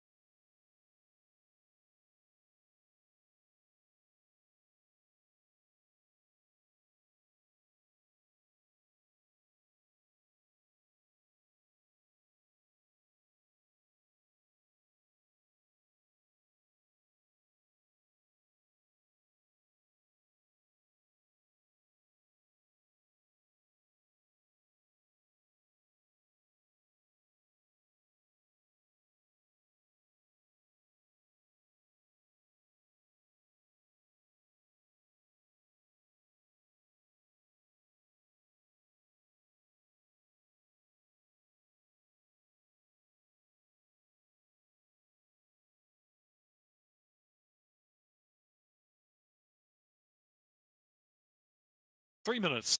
Pick 5.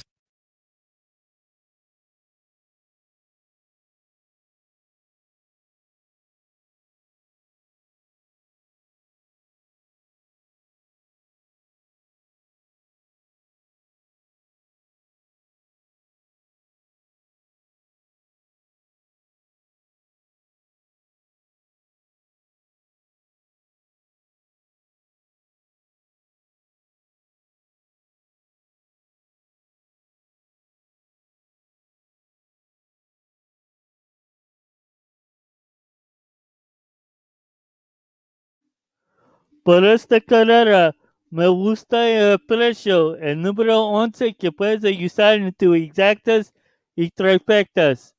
Buena suerte a todos. In this race, I like the number 11 at a price that you guys could use in your exotic plays. Good luck to everyone.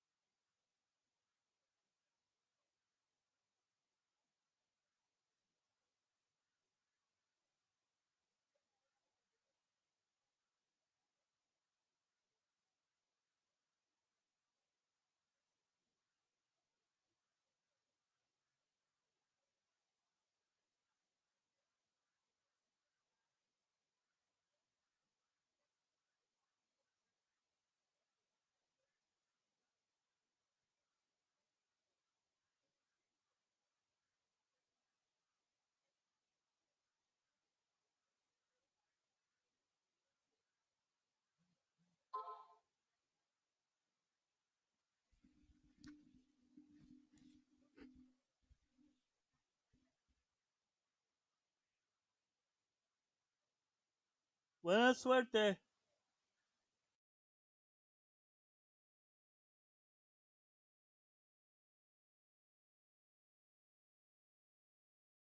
Late pick 5 starts here.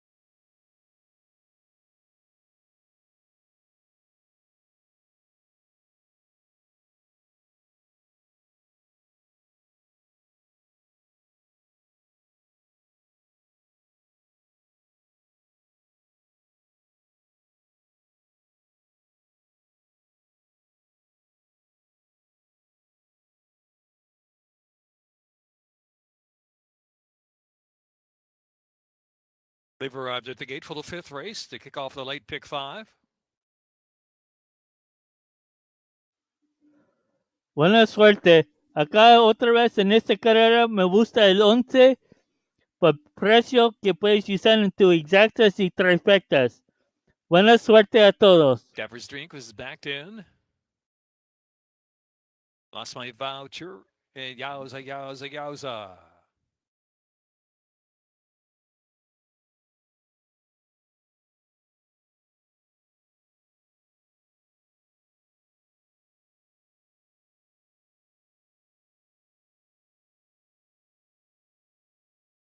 Sir Lenny.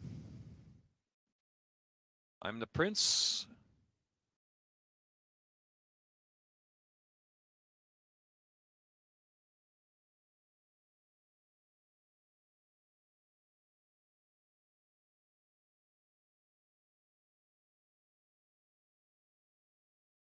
Be yourself.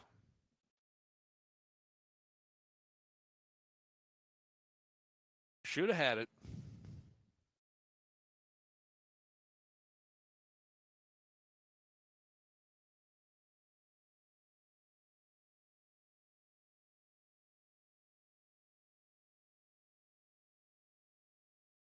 Al Brown.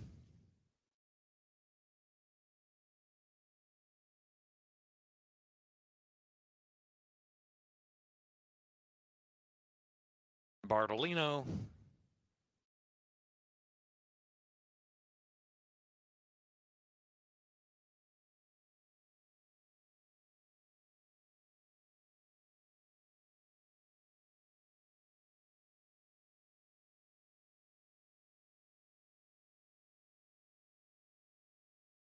Prince of Caps moving in with Jan Rosado.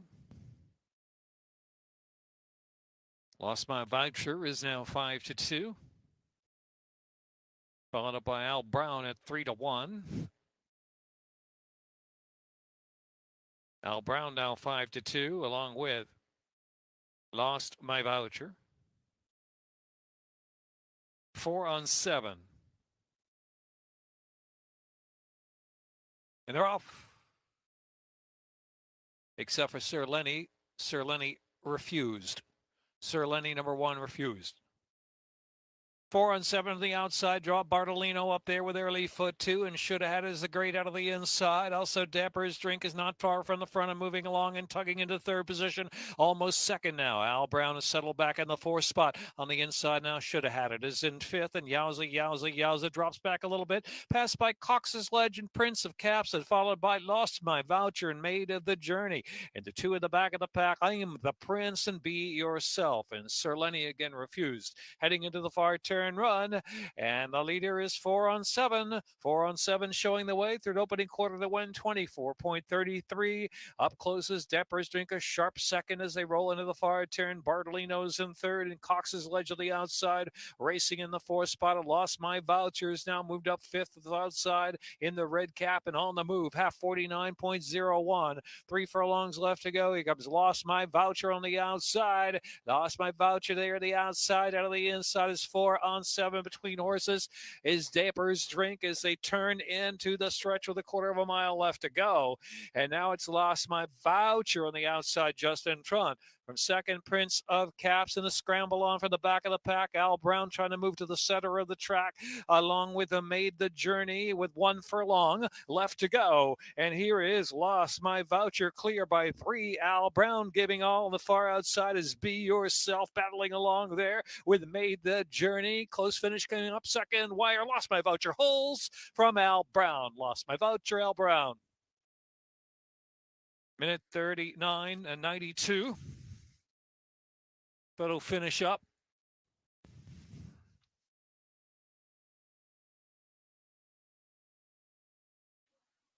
Buena jugada, José.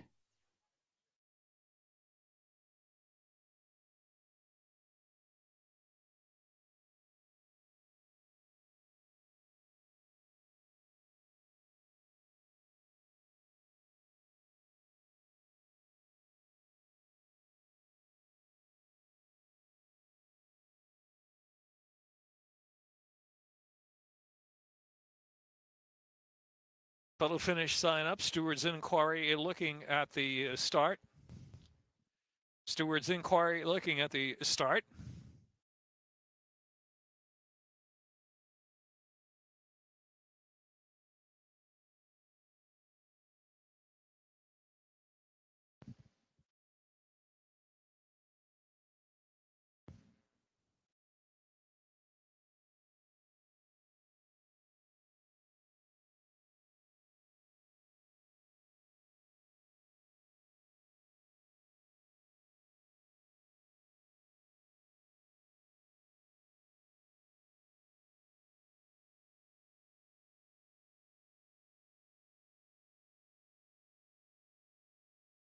Stewards have removed the inquiry sign. A result of the photo now posted. 6 Lost My Voucher. Second 10. Al Brown. Third 8. Fourth 9. Lost My Voucher 6 first. Second number 10 Al Brown. Third number 8. Made the Journey 9. Be Yourself finished 4th. 12 Dapper's Drink finished 5th.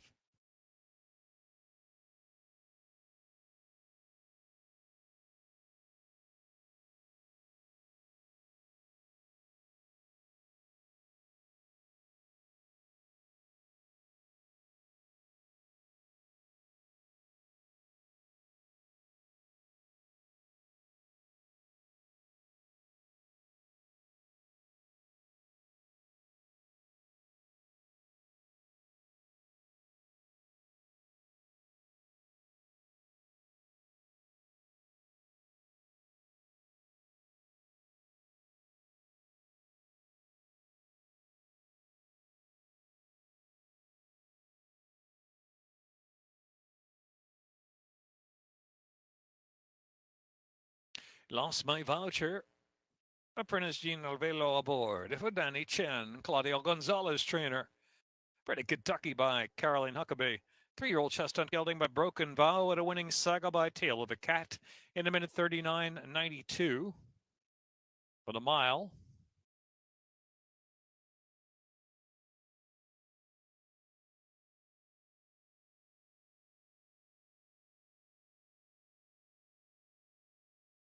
Lost My Voucher.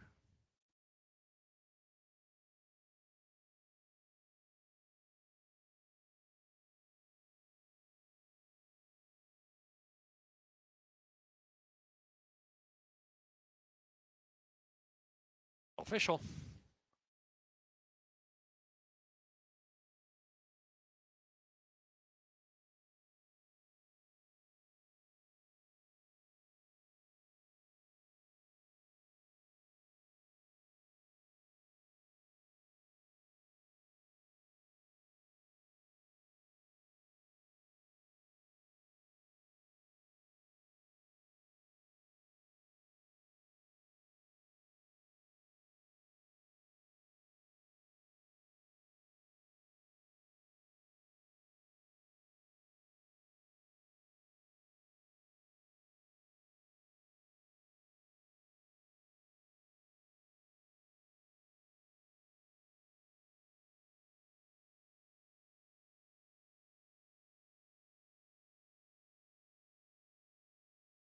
$2 exacta, $29 a dollar trifecta, 104.78.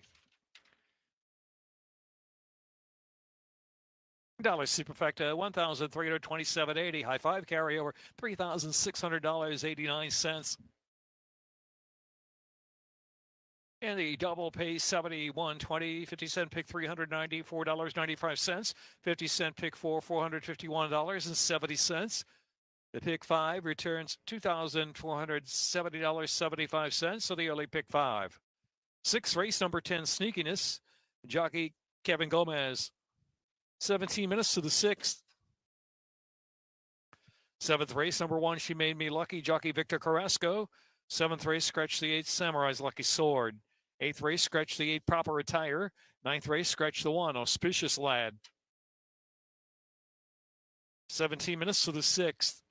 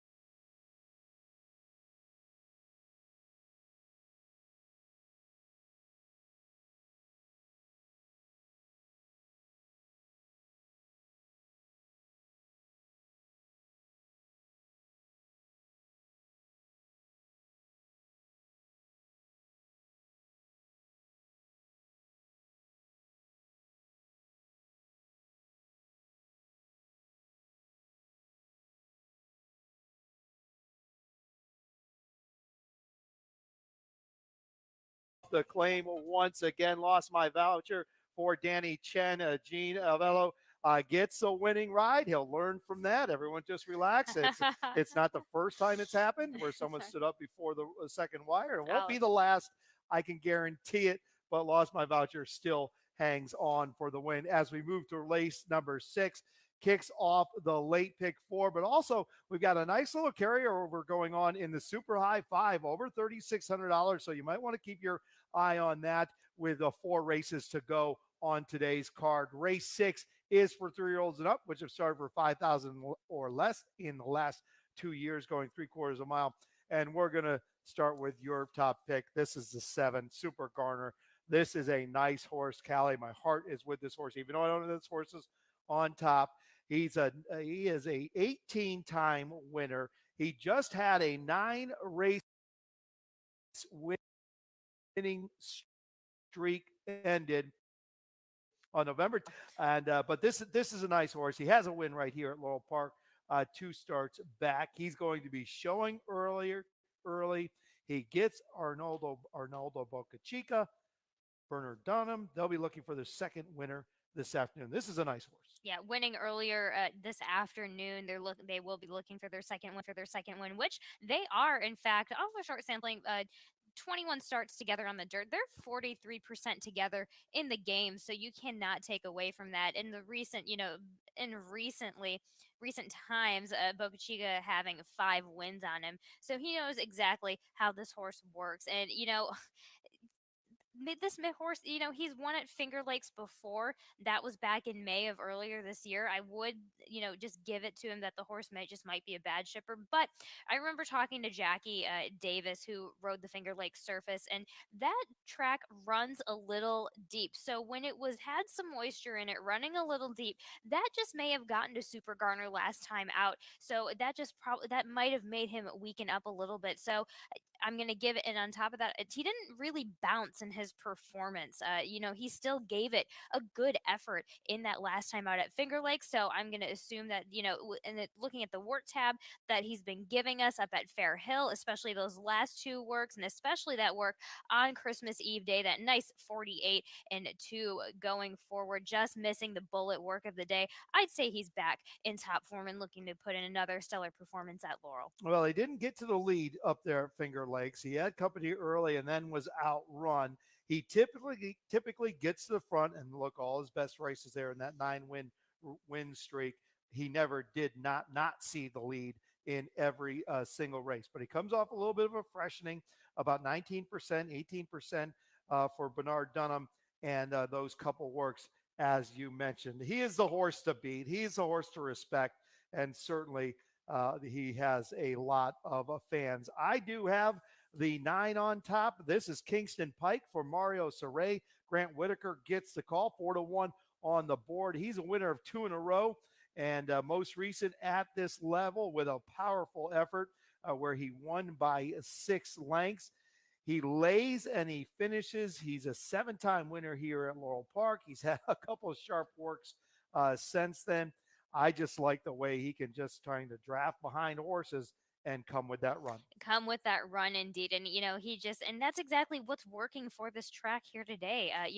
He was against some decent enough horses in that last time out. He Powerful Ally went to go on well. Bahama Channel, Rockefellers, who have come up with some decent performances in their next couple of runs. So, and then looking at the work tab, just some nice, sharp, typical Mario Saray work tab. So he just gives them some nice, sharp lung opening works. And we saw that on December 22nd and December 14th. I love the fact that Mario Saray has given Kingston Pike some time to just develop, because he can run them pretty short, but this time he's given them some time between races. He has at least a month off. I absolutely love that. So I absolutely respect your choice on top, Tim.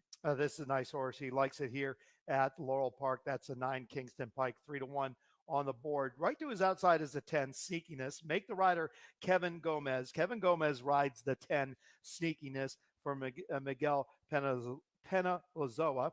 And this is a horse that tried to add a van in his last start up there at Parks.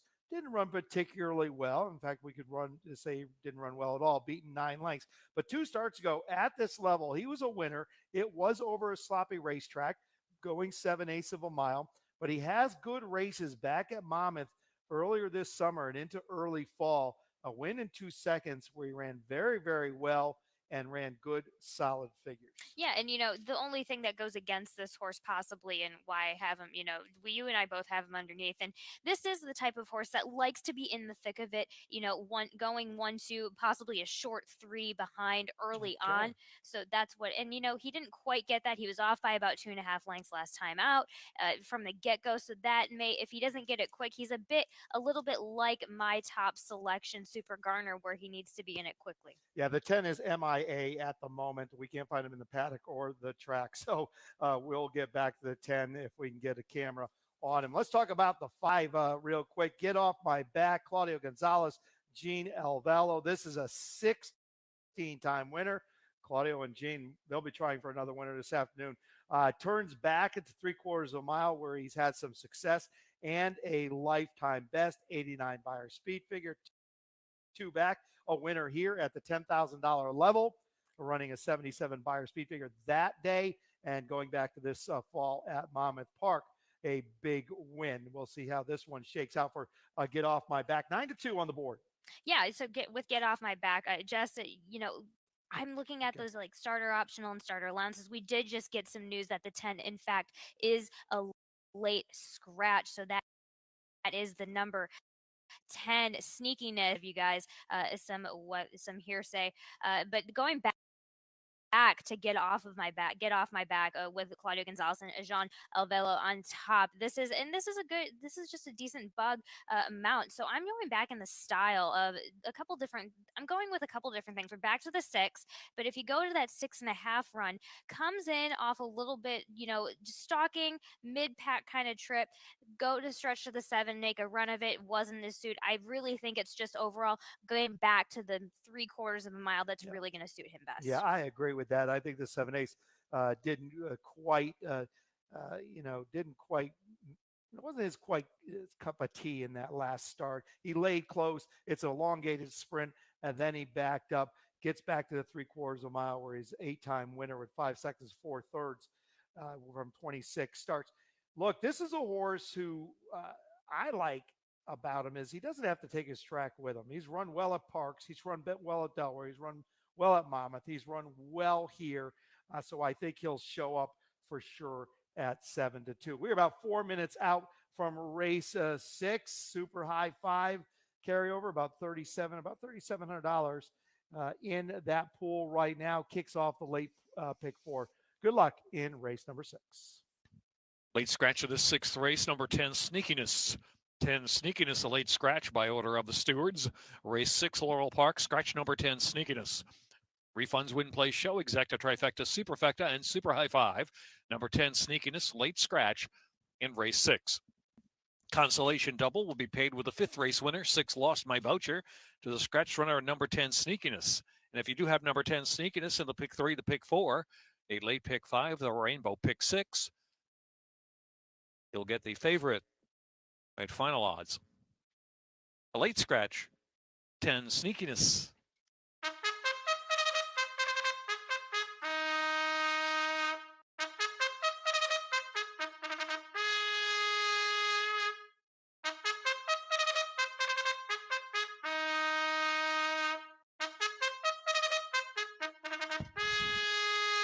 Starting off with the 6th race, late scratch number 10, Sneakiness in the 6th race.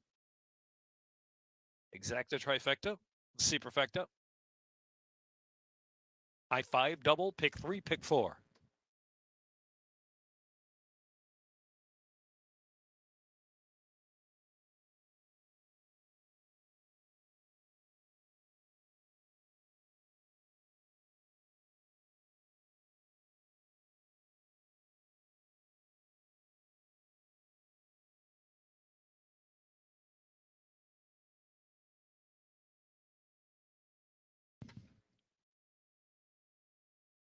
Congratulations, groom Fernando Alvarez for Revolutionary Road, the Best Turned Out Horse Award in the 6th race. Best Turned Out Horse and Groom Award brought to you by The Maryland Jockey Club and the Maryland Thoroughbred Horsemen's Association. Less than 3 minutes.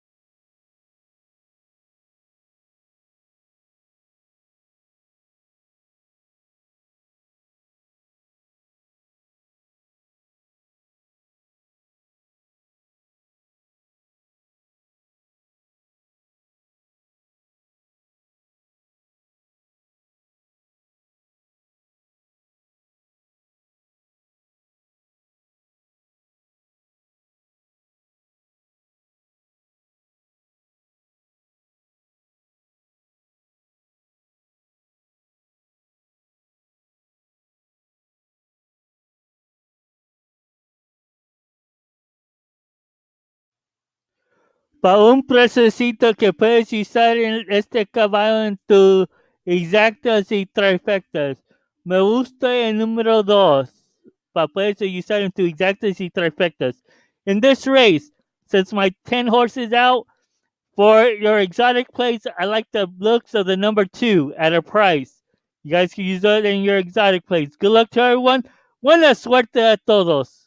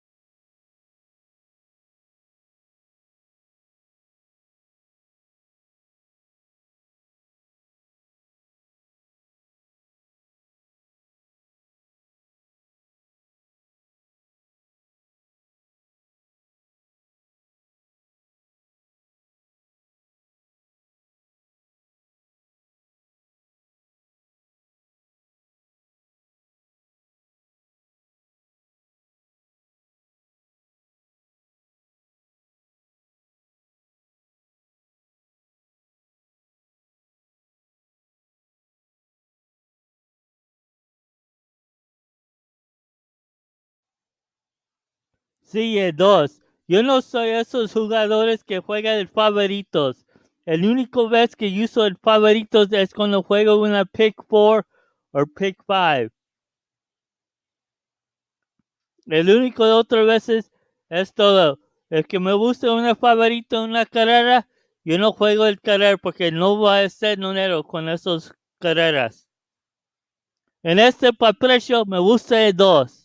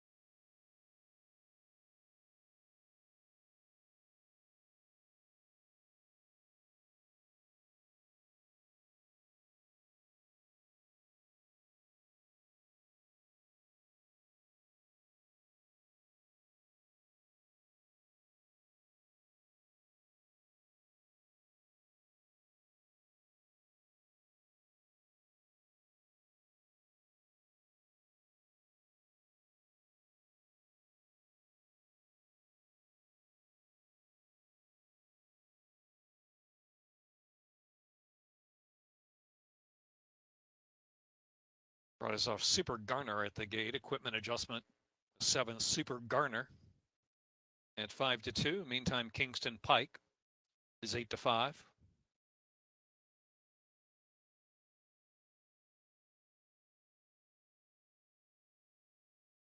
Arnaldo Bocachica back aboard. Super Garner.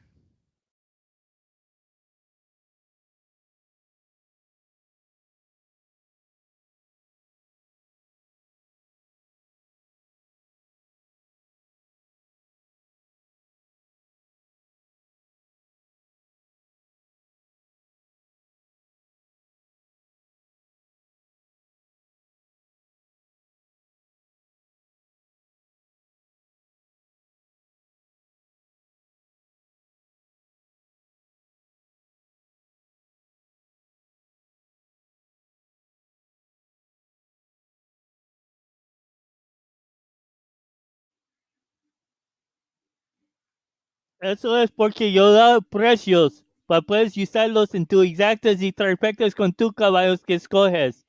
Yo no estoy diciendo que mis caballos van a ganar todo el tiempo. Yo no soy uno de esos.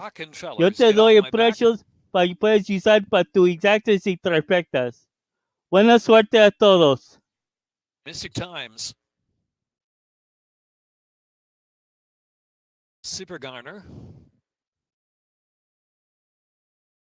Revolutionary Road next.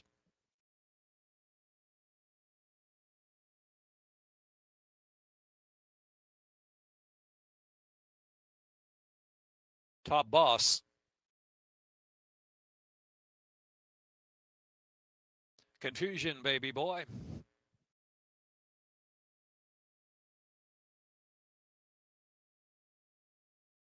Top Boss backed away.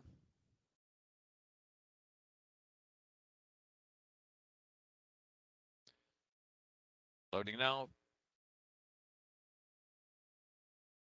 Tom Terrific.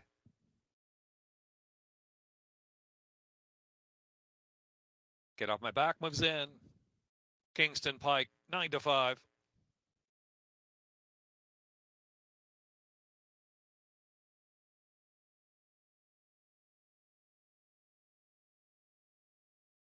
And they're off. Rockefeller's just a beat slow, but sent out to the inside to try to grab the early lead.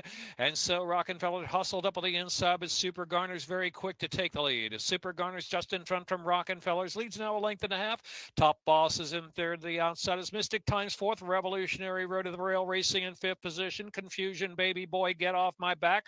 Racing to the back of the pack. Kingston Pike has 8 or 9 to make up second to last position. And Tom Terrific is in the back, trailing the field. Into the far turn, 13 lengths covers him. Super Garner at a quick pace, 23.05, leading the way from Rockenfellers, who takes chase out second, length and a half now, 2 lengths behind. And the inside is Revolutionary Road from third position as they reach the top of the lane.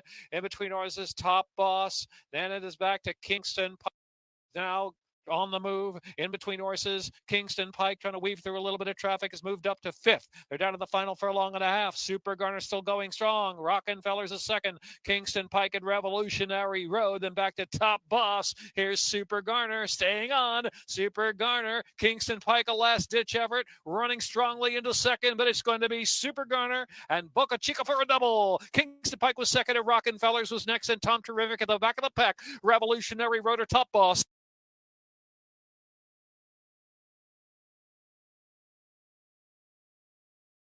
791. Super Garner.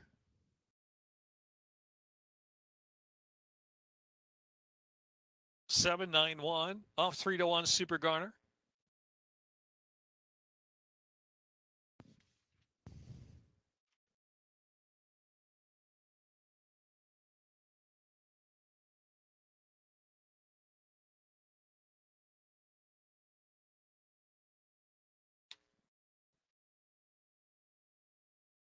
Two wins today for trainer Bernard Dunham and Arnaldo Boca Chica jockey.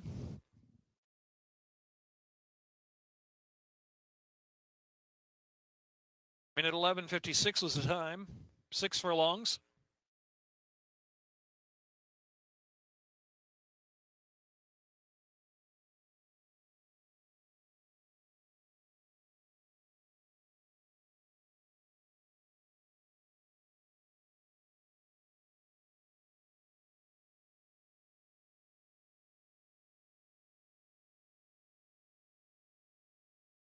For Tom Terrific 4th to Revolutionary Road 5th.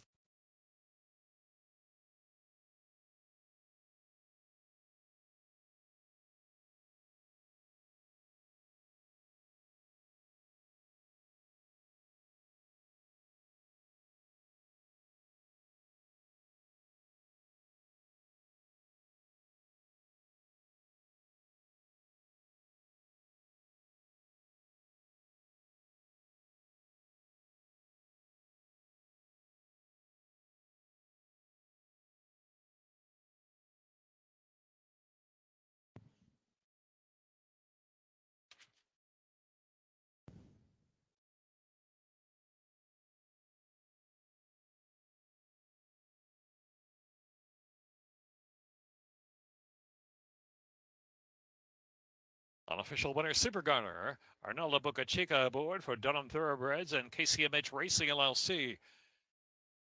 2 wins of the card, trainer Bernie Dunham and Arnaldo Bocachica. A minute 11:56 the running time. Super Garner, 7-year-old Chestnut Gelding by Garnered out of Super Teresa by Came Home. Bred of West Virginia by Patricia Anderson Shockey. Official, $2 exact to $24. Dollar trifecta, $71. And a dollar superfecta, $461.30. High five pays $2,464.50.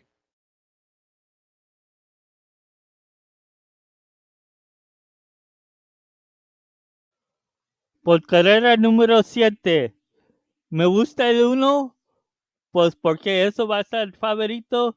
Me gusta que el número 5 que puedes usar en tus exactas y trifectas.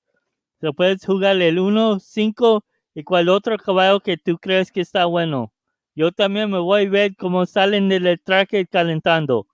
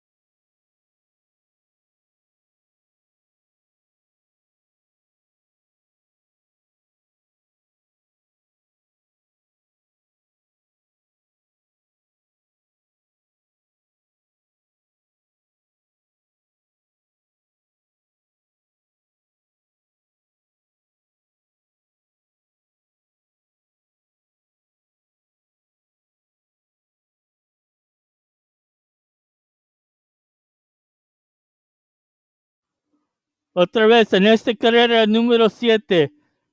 Por los números que me gusta yo, es el número 1, ese precio. Pues por otro, para poder jugarse,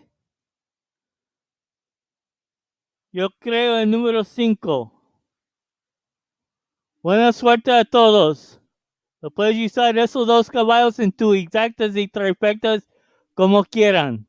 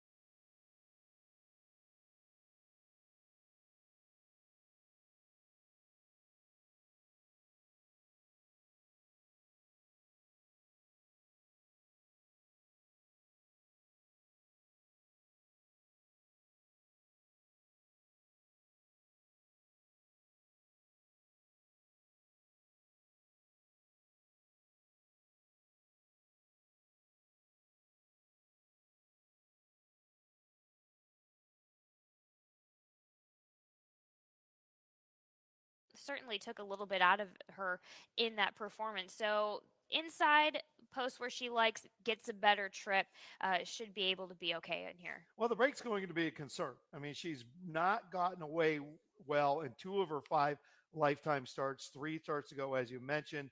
She ducked out. She didn't get away at all in her most recent start. So the break's going to be important for the 2. She's a trip at a 6-1.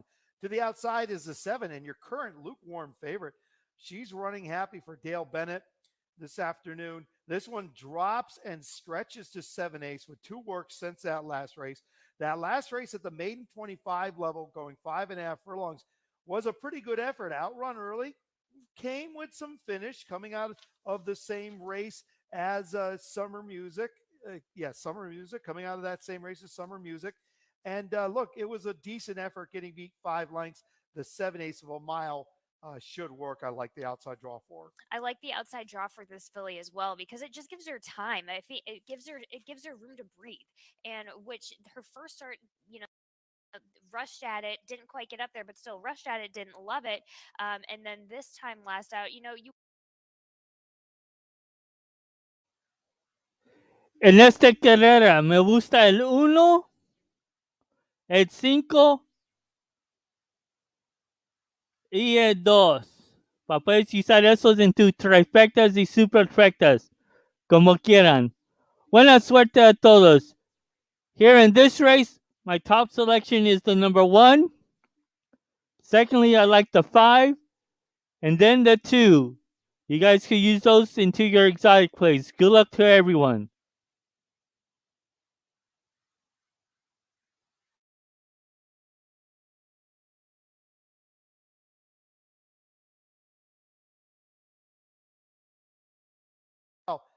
This one could be the wild card, hanging there at 5-1. I think she will probably come down. I like her a bit today. We both have her on our ticket. Yeah, absolutely.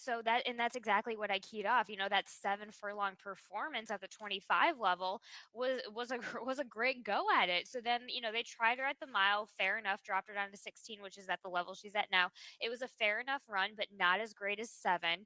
And then they tried her going. I just don't think the 2 turns worked for her. She's back to that.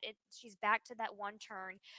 7 furlongs where she's had her best career go at it, and then you have John Robb, who is 27% route bad at cutting it back to a bit of a sprint. And those 2 races on October 14th and October 30th certainly could be good enough to get the job done here today. She's now dropped to 9-2. We're about 4 minutes out from a race. The 7 kicks off the late pick 3. Your current favorite is the 7. She's running happy for Bennett, Dale Bennett here this afternoon. And we'll see how this all shakes out. 3 minutes out from race 7. Good luck.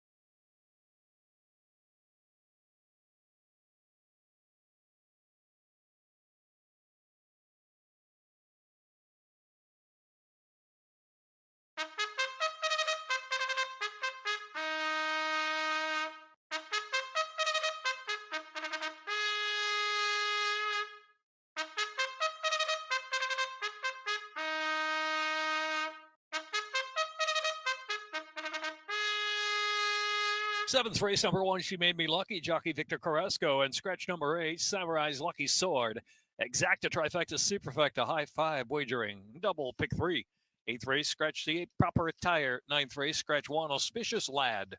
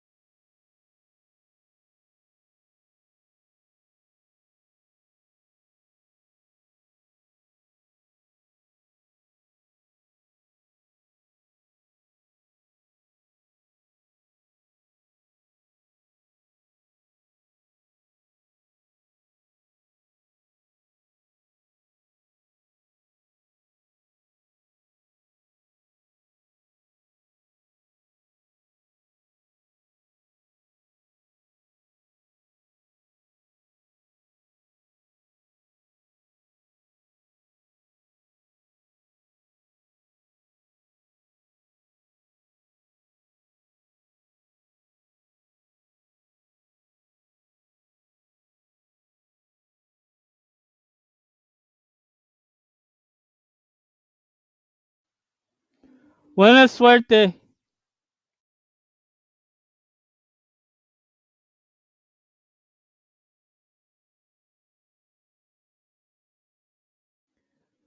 Otra vez en esta carrera me gusta el 1, el 5 y el 2.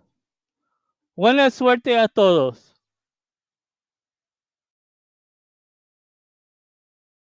Best Turned Out Horse Groom Award brought to you by the Maryland Jockey Club and the Maryland Thoroughbred Horsemen's Association. Congratulations to groom Marcelo Munoz for She's a Trip in the 7th race.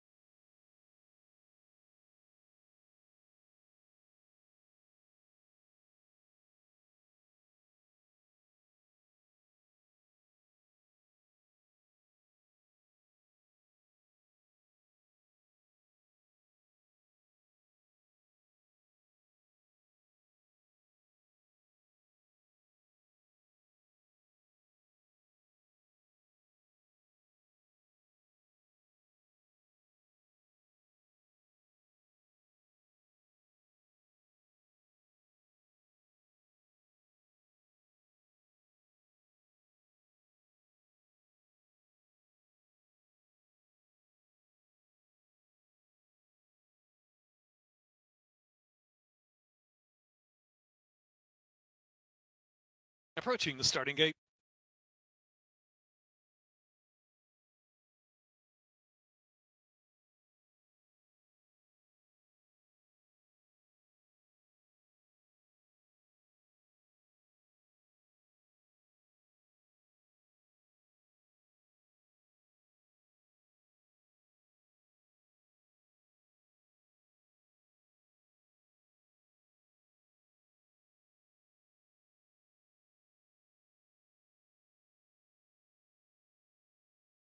Your attention, late scratch in the seventh race. Laurel Park scratched the 6 Derby Julep.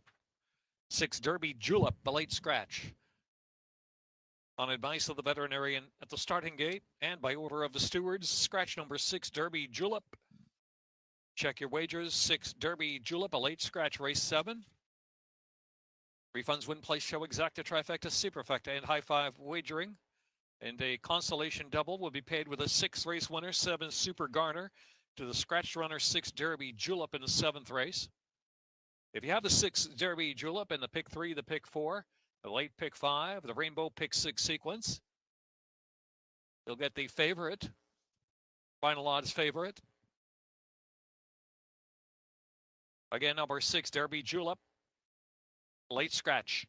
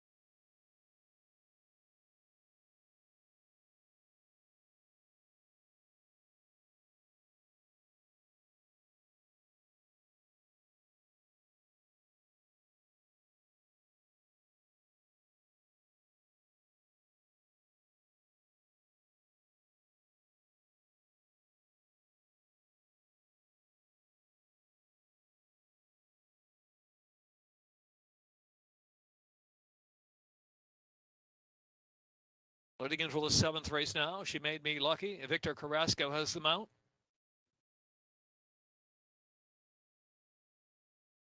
She's a trip. Heidi T.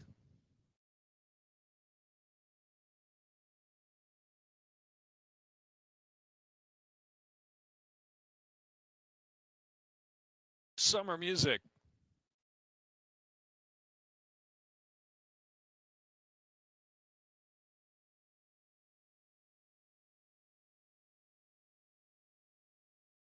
She's running Buena happy. suerte a todos. Otra vez, el 1, 5 y 2 para mí. Buena suerte a todos. Magic and Me. And Ruby De Leon. A late scratch 6 Derby Julep.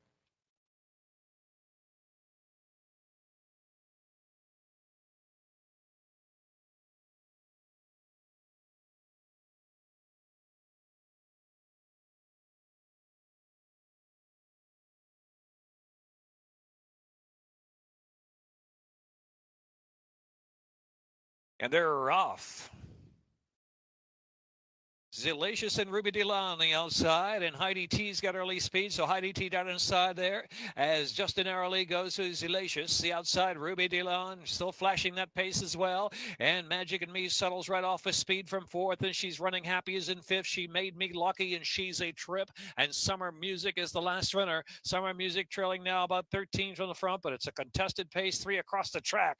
Heidi T, Zelacious in between horses, and Ruby DeLeon on the outside, and Magic and Me getting a great trip there from 4th after an opening quarter, 23.21. She's running happy's out in the clear. Racing on from 5th, 5 to close in, and she made me lucky. Racing down to the inside as they round that far turn, and she's a trip. Racing back of the pack there, and Summer Music tails off to trail the field with 3 A's to go. Zelacious has won this pace battle, leads at a length and a half, and here comes outside Magic and Me, soaking up a rally. Heidi T is next, and she's running happy is 4th, 47.42 is the half mile. The They turn in, and it's Magic and Me. Magic and Me sweeps to the lead. She Made Me Lucky's off the inside, charging hard to the center of the track in seconds. Elacious weakened up after the duel, and she's running. Happy's just taken third, a furlong left to go. She Made Me Lucky. She Made Me Lucky. Magic and Me second with a 16th left to go. Victor Carrasco picks up the mount on She Made Me Lucky. She Made Me Lucky, scoring clear by 2.5. Magic and Me was second, and She's a Trip just third. She's running Happy, and Summer Music.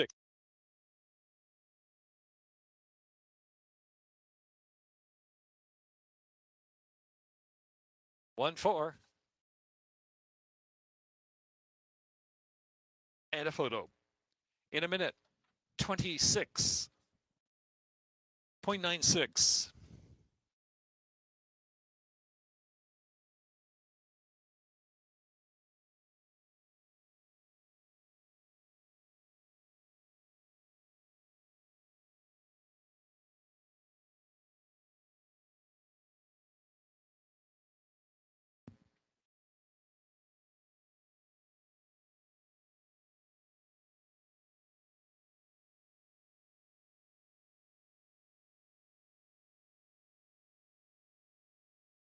Two, She's a Trip was third, 4-7.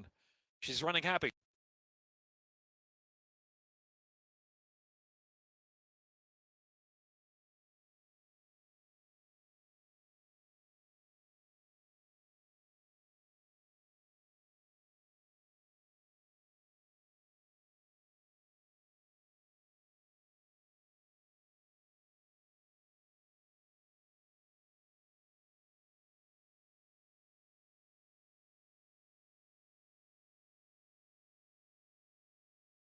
Three, Summer Music fifth.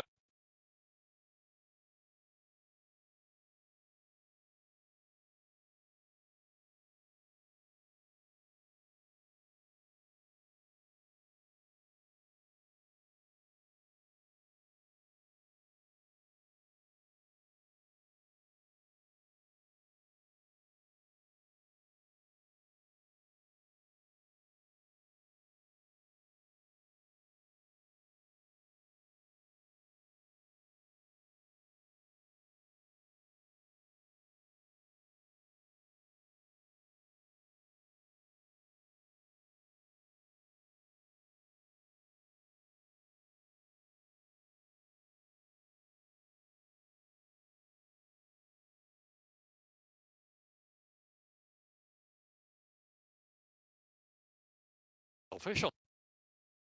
She Made Me Lucky. Victor Carrasco aboard for Sheffield Stable LLC. Jerry Robb Trainer.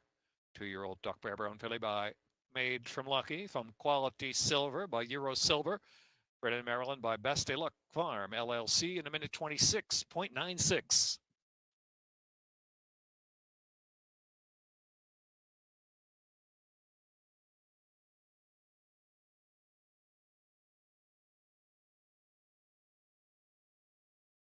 $2 exec to $52, dollar trifecta $75.80. And dollar superfecta $376.20. And high five $1,241.40.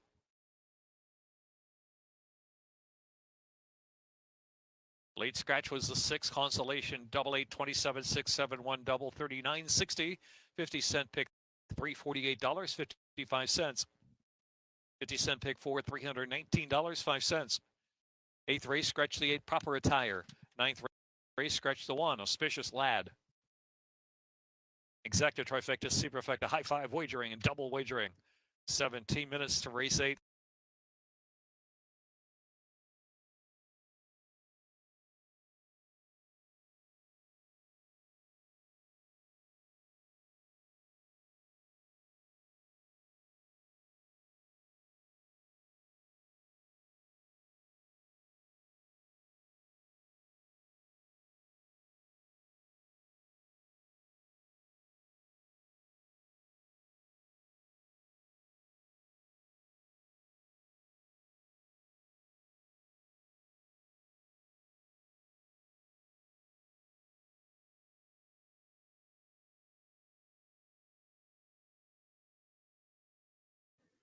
En carrera número 8 me gusta el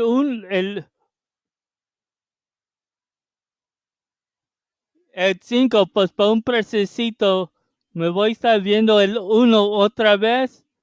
Y con otro precio me voy a estar viendo el número 4.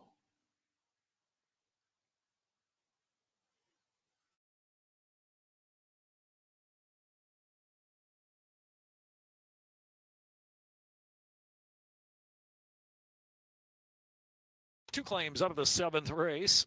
Three summer music claims, $16,000. Gumpster Stable LLC, Kieran McGee trainer, claims summer music. And claim 7, she's running happy, $16,000 to MCA Racing Stable LLC and trainer Claudio Gonzalez. Claim she's running happy.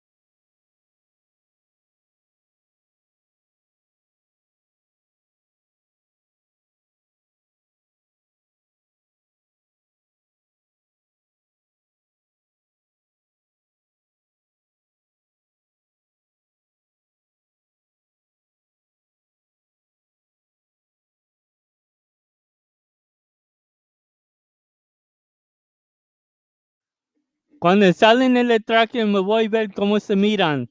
Pues para un precio me gusta cómo se ve el 4 en el números. Pues me voy a ver cómo salen. Pues mi primer escogido es el favorito en esta carrera, el 5.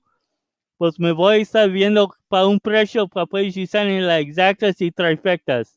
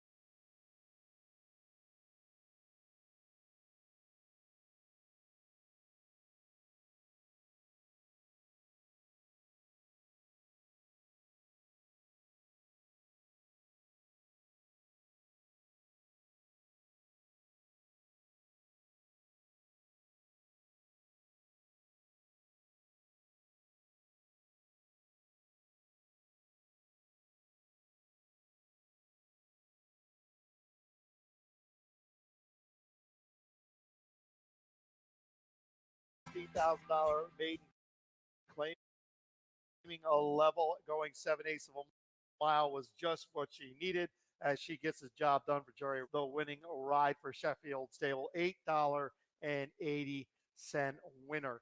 Before we get to race 8, just want to remind you of a couple of rewards we have going on this week here at Laurel Park today through January 1st. 10 times extra points here. Get 10 times the points on all Laurel Park wagers through the January 1st, 2022. 2022. That sounds weird to say, but it's coming. It's not too far off. Just go to first.com/bet/promotions for more details. And remember, we do run next Thursday, this coming Thursday, Friday, Saturday, and Sunday. So we still have a big 4-day week ahead of us. Or race 8 is a nice second level allowance condition going 5.5 furlongs for 3-year-olds and up. Optional claimer. And we're going to start with our top pick, Callie. That is the 5 Ziggy Mon. Already 3 times a winner at this level, including his last 2. He's in for the 35,000, so he's still eligible. He looks like he's the speed of the speed. He gets to the front in most of these races. And you have to be feeling a little bit better after watching Super Gardner, the first sprinter over the last 2 days that was able to get to the lead and keep going because he was the speed of the speed. It probably bodes well for the 5 Ziggy Mon. Even money on the board for Claudio Gonzalez and JD Acosta. And walking over here looking like an even money type of horse. I like the swing that I see in his steps. First of all, the thing I wanted to point out is that just his work on December 17th over at Pimlico, the 48 and 4 work that day, just shipping over there. I understand that Dale loves Pimlico now. He had some success over when we had that meet over there. But this horse, this horse is he's a solid horse. And what I love is that, this horse is the speed of the speed. Force may give him a little bit of play, but we'll get to that in a minute. But last 2 races, he's been on the lead, just running away with it at this nice level. And then if you go back at Monmouth on that off turf event on the mud, he was on the lead, but he did have to fight for it a little bit in the beginning. He had some pressure a little bit from the outside, and he was able to withstand that. And he's going to be getting that type of outside speed pressure today from a couple of these horses early on. So that's my biggest thing of still having faith in him. I think he'll still be able to withstand. It's not going to be an easy lead for him. Lifetime best in his last start, going 5.5 furlongs over the mud. He's in very, very good form. He's 10 for 11, 1, 2, or 3 going 5 or 5.5 furlongs. He likes this distance, as you mentioned. 3 good works since his last start on November 12th. To his outside is the 7 Force. You have this one in your exacta, 13-1 on the board. Carlos Lopez gets the call for Kieran McGee. Steps up here, but has ascending figures over his last 3 starts with a good 75 going 4.5 furlongs at Charlestown in a first level allowance race. Look, it's a good time to try to step this horse up to this level. He's in good form. I just feel like he's going to have to come up with something. I use him, but he's going to have to come up with a lifetime best this afternoon if he wants to win this heat. I don't disagree. He's going to have to step it up to the plate today because look, his last 3 wins: Charlestown 4.5, Laurel 5.5, and Timonium just a flat out half mile. But I will say that last Charlestown run did inject some nice speed in him. When you're winning by 6, that's something to consider. We've got Kieran McGee 25% winning last race, and Kieran McGee, out of recent Charlestown to Laurel starts, so out of the 8 runners that he's had, recent 8 runners he's had from Charlestown come over here back to Laurel Park, 4 of them have been winners, 1 second and 2/3. That's a 50% strike rate at shipping over these horses. So this horse will perform coming out, and it's just a matter of withstanding the distance. 1 by 6 going 4.5 furlongs at Charlestown. That's not an easy thing to do. Pretty impressive win. Force the 7, 16-1 on the board. The 6 Alpha Cairo for Rudy Sanchez Solomon. First off the claim for Rudy, it's at about 24%. This one's stepping up to the two other than out of that starter 25, but he's in very, very good form. He's 4 for 7 this year, and we know Rudy usually has them ready. He will still need, unless it's like the 7 force, I feel like he will still need his very best, but Rudy can bring it out of him. Exactly. It's so interesting. I agree with you. He will need to bring up his best today. But then you have Kieran McGee, who usually can inject some forwardness into a horse. And then you have Rudy, who also can just add to that. So it's going to be very, very interesting. And as you mentioned, very nice after first off the claim. But the last 11 first after the claims, he's had 5 wins, including the stake win yesterday on the 50-1 shot, and then a second and a third. So out of recent, we're talking the 2020 figure in 2021, but as of recent in the past a couple months, 45% at that first after the claim go. So again, he's going to need to get up there, needs to run his best race, but certainly another nice speed horse to add to this little match race. It's going to be interesting to see how it all pans out, because Ziggyman through the first half mile, appears to be faster than both Alpha Cairo and Force. He can run sub 45 halves any day of the week and keep going. Now we're on a little bit different racetrack with the new cushion this afternoon, but if the 6 and the 7 decide to go, does it set it up for the 4 powerfully built at 5-1 for Rory Houston? Michael Sanchez gets the ride, the 4 powerfully built. Look, just missed in his last effort at this level at Penn National, 3 back, just missed at this level at Monmouth Park, where he missed by a head.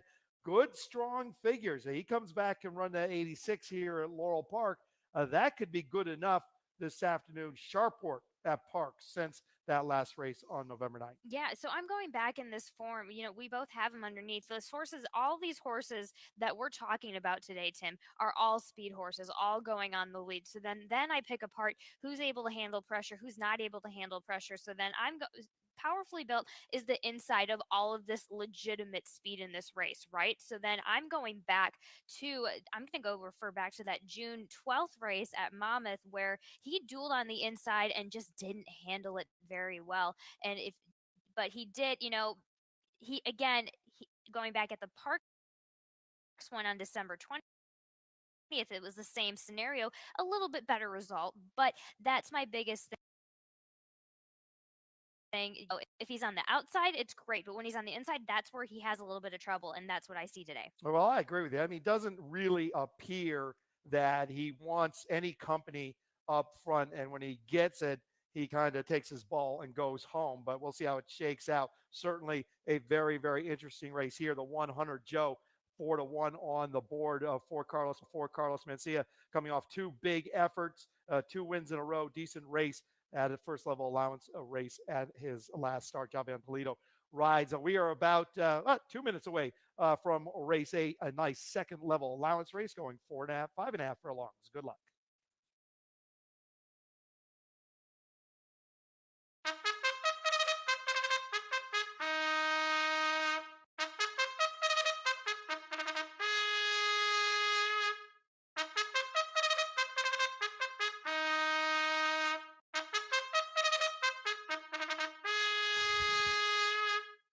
Coming out for the 8th race, Executive Trifecta, Superfecta, Super High Five, Double Wagering, scratch number 8, Proper Attire.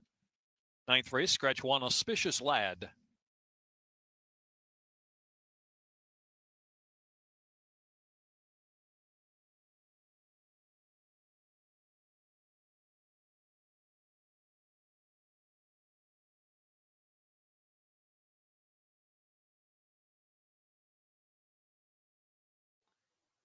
En esta carrera me gusta el 5, pues para precio me gusta el 4 y el 3. Me voy a hacerme una exacta y trifecta box en el 3, 4 y 5. Buena suerte a todos.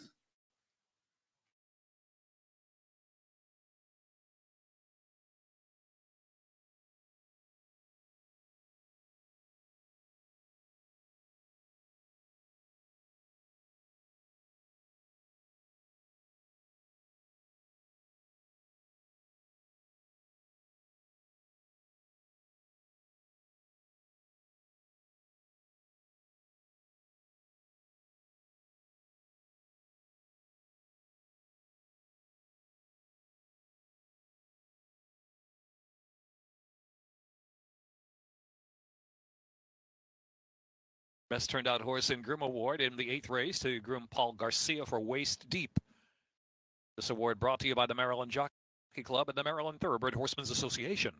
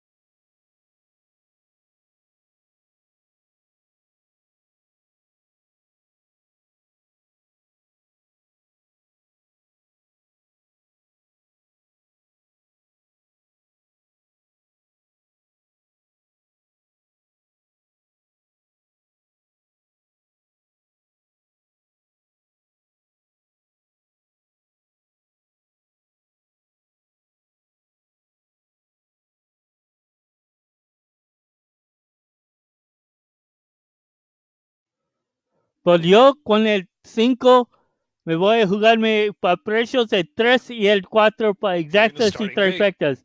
Buena suerte a todos.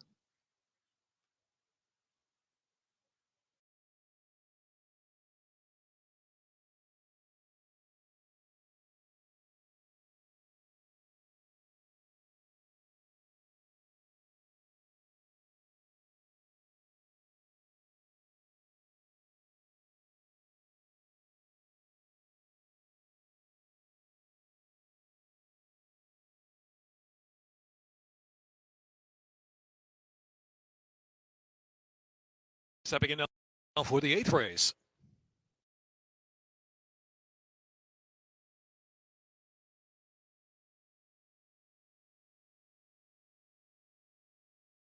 Hunter Joe backed in, Waist Deep.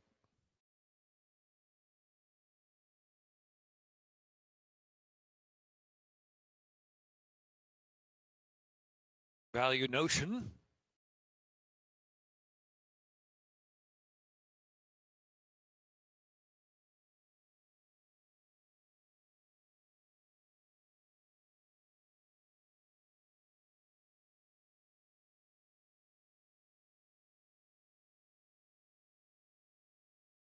Powerfully built.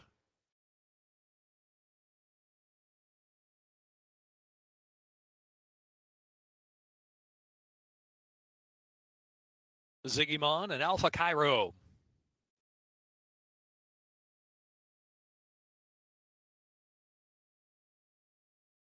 Forced.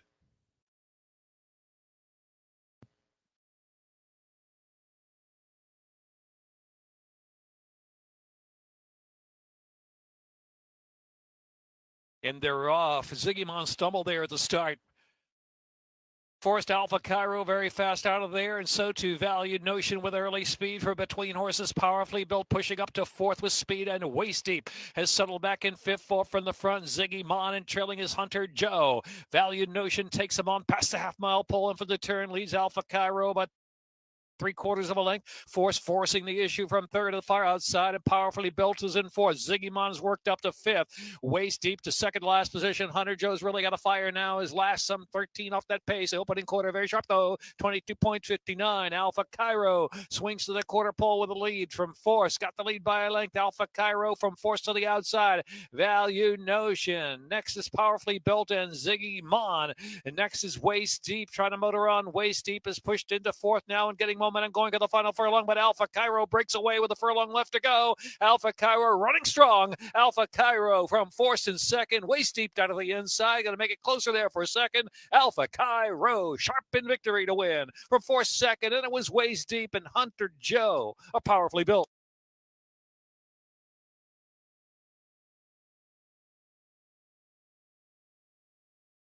Minute 4.02 the time.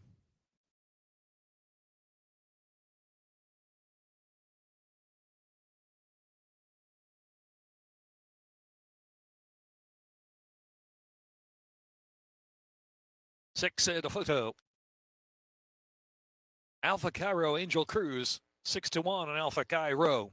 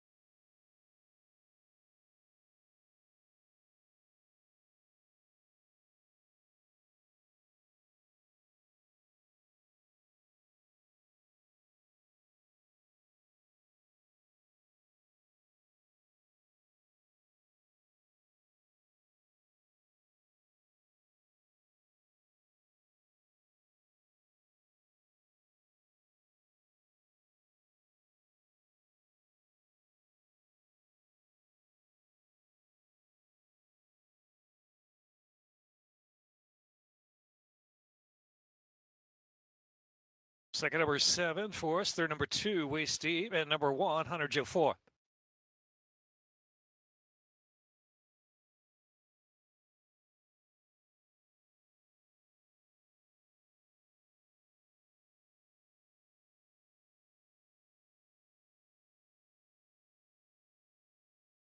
More Powerfully Built fifth.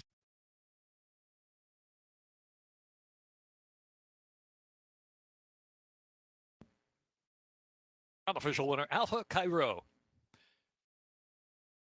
Angel Cruz aboard for J.R. Sanchez Racing Stable, trained by Rodolfo Sanchez Salomon.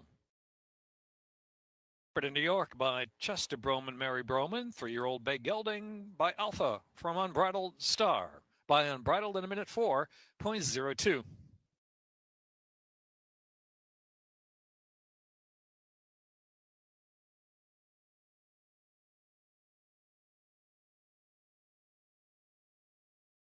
Official $2 exact, $136.60. Trifecta $354.80. Superfecta $2,207.20, and a high five carryover $3,468.59.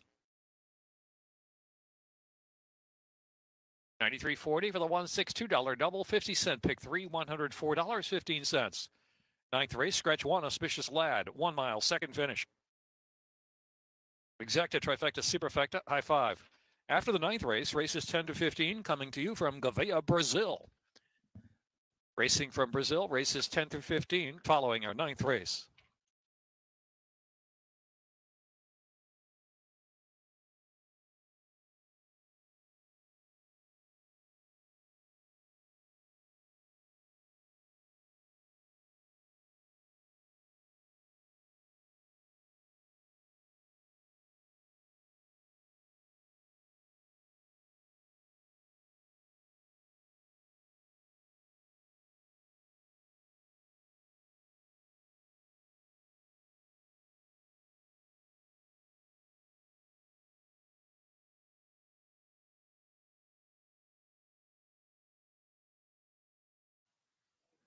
En carrera número 9, pues voy a estar viendo cuando Claim out of the pasan 8th race, salen 5 Ziggy el Mon. Ziggy 4 Mon claim y el $35,000. 9. Helen Marshall owner, Kieran McGee trainer. Claims Ziggy Mon to the barn of Kieran McGee.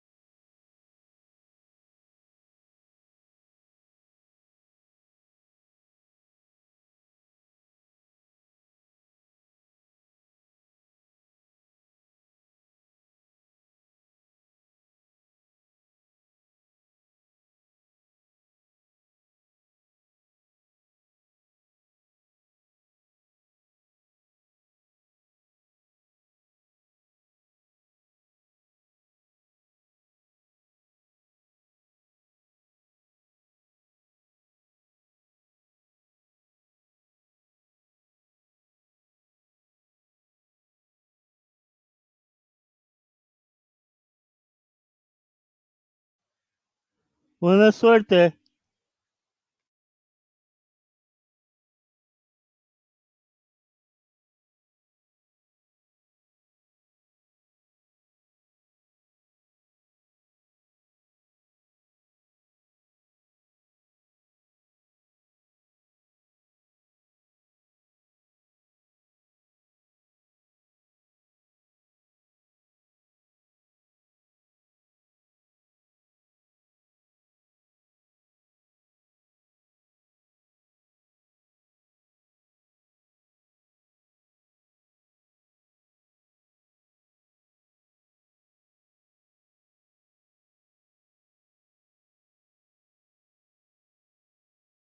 Next to him in the gate was the first to see it, and he sent Alpha Cairo right to the front, took advantage of the fact that Ziggyman didn't get away, got to the lead, kept the lead, $15 winner. Another first time off the claim for Rudy Sanchez Solomon. We've been to that town Yes, before. yeah, we've been to there before. We've been there earlier today. We were there yesterday twice, so I think we see a little bit of a continuing trend.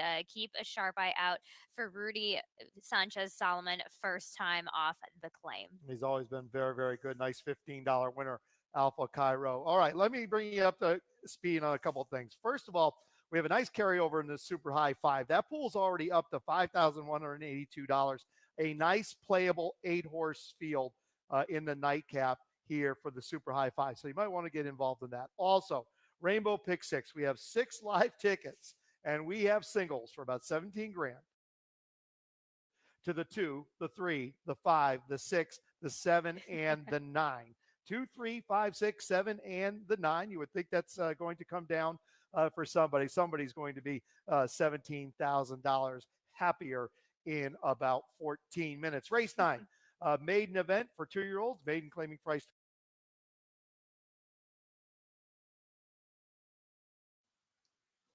Otra vez, en esta carrera, primero me gusta el número 4, segundo para precio y un primer que va a correr por la primera vez. Me gusta el sangre como está el número 9. Buena suerte a todos.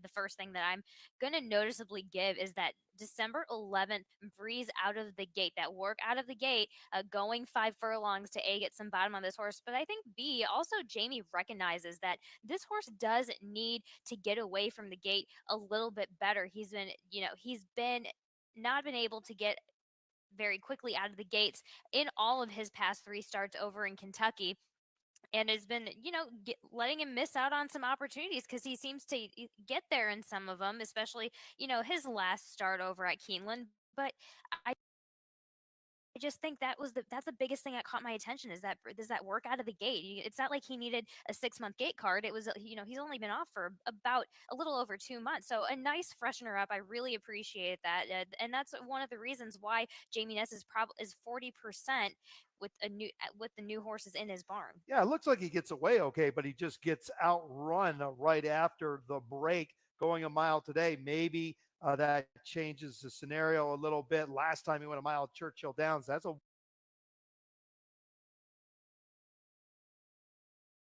one-turn mile. Also, they went 22-4, and they had no shot of staying close. The pace scenario will change this afternoon, I would think, and with that gate work, as you mentioned, he'll be laying a little bit closer. This one you have on top in my exactly your 9-5 favorite. I have the 4 on top. Jason takes long for Anthony Ferrer. Arnaldo Bocachica gets the call. He'll be looking for his third win. Ferrier and Boca Chica pretty good at Charlestown, 38%. This would be, they have not won a race here at the Laurel, but they do have a good relationship.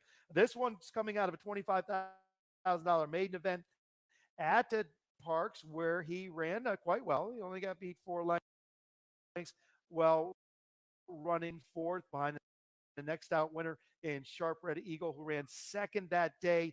Worked since that last race right here at Laurel Park. I think this one gets a little bit better and didn't run terrible in the maiden 40 on November 6th right here at Laurel Park. He did run behind Romaninsky, Royal Spy, who would come back and win. I'm going to take Jason Takes Long 4-1 on the line, 7-1 on the board. Two nice horses that you just mentioned that Jason Takes Long was behind him, but to me it's simple math. I'm looking at all three of these starts and I'm seeing a trailed, a bobbled off slow out of the gate, and a step slow out of the gate. Anthony Farrier, as of late, with his first time routers, he's hitting that at 30%. So you have, and on top of that, he's always going to improve a horse in his barn. He's currently 26% with that new trainer.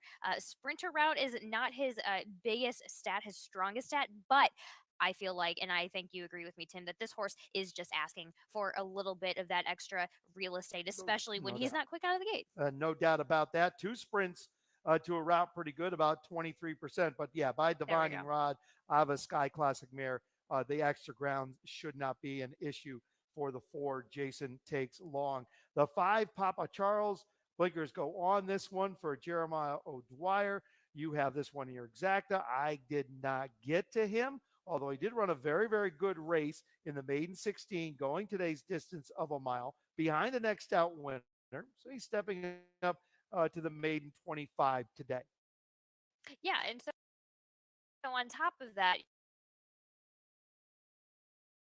in that last start, he did have a little bit of played a little bit of bumper cars coming out of the gate right away, but got enough, Toledo took him out, had to take him out wide and let him do his thing down the stretch on that long, real estate that we have on the front side, which he does get today. And so I'm going, Jerry, he's good. He's good second time routing. He's okay second time routing, but then this is another horse where I'm looking at that December 18th gate work at Laurel, and this is another one where blinkers on, recognizes that the horse needs to shoot out there a little bit quicker. We've got a gate work, we've got the blinkers on again to sharpen, just trying to sharpen this horse up, and I think it should work. So if you like the 5, Papa Charles, what's wrong with the 2, Holiday Avenue, at 8-1 for Dove Houghton? Bryson Butterfly gets the call. 2 starts ago, comes out of the same race. This is a 2, Holiday Avenue. Comes out of the same race as Papa Charles, runs a little bit better, only gets beat a nose while running second behind the next out winner run on the trail. Stepped up from the maiden 16 to the maiden special weight at Charlestown. Didn't run a bad race that day. Look, runs a third, gets beat 4 lengths, going 6.5 furlongs. Now we get back to the 1-turn mile where he's run his lifetime best 2 starts ago. A work since that last race right here at Laurel Park.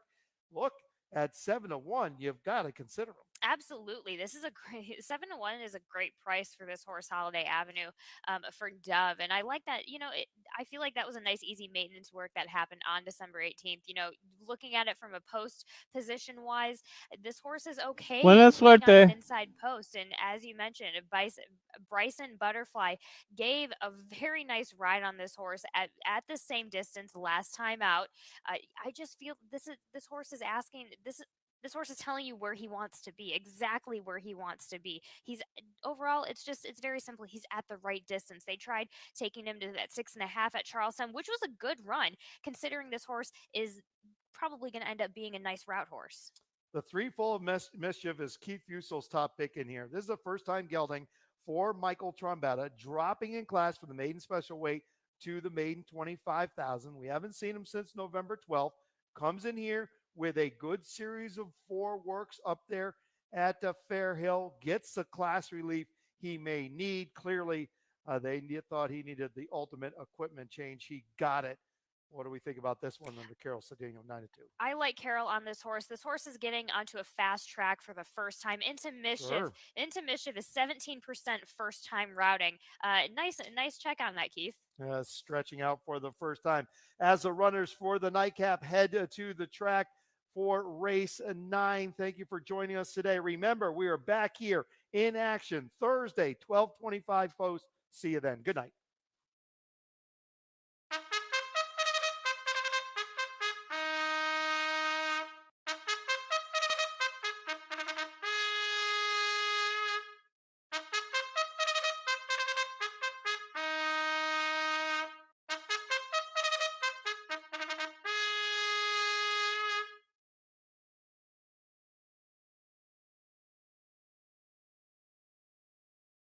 Stepping up for the 9th race, Scratch the 1, Auspicious Lad.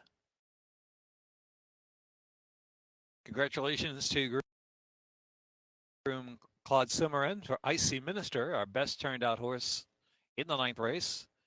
Groom's Award brought to you by the Maryland Jockey Club and the Maryland Thoroughbred Horsemen's Association. 1 mile the distance, race 9, second finish line.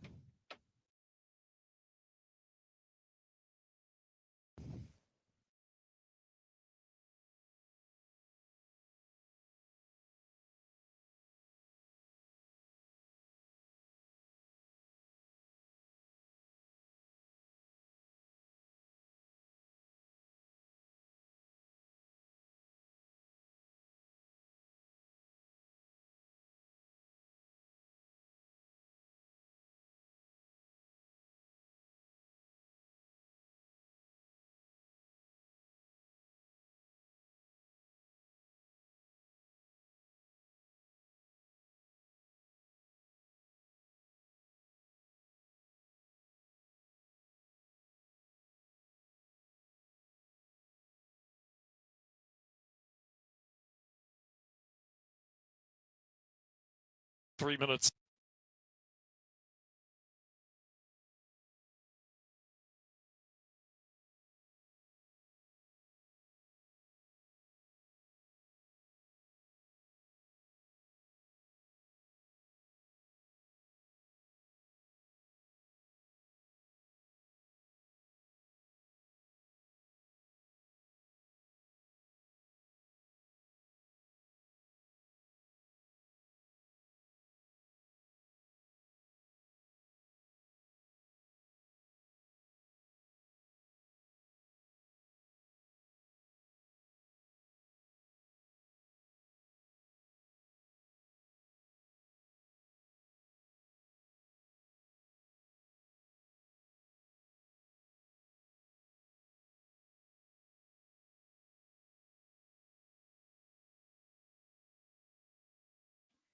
Otra vez en esta carrera, a mí me gusta el número 4 en el número, si como se ve allá en el traque. También para un precio me gusta el número 9, que también se mira muy bonito. Buena suerte a todos.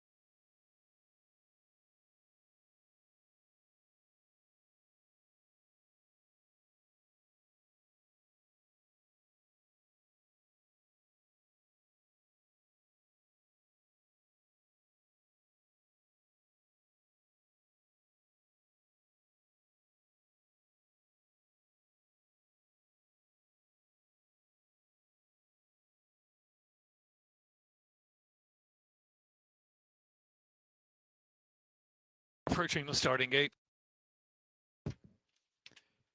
Coming up, races 10 to 15 from Gouveia, Brazil. Our American Racing Channel simulcast following the 9th race, races 10 to 15, wager through Laurel Park. Next live racing day, Thursday, 12:25 post time.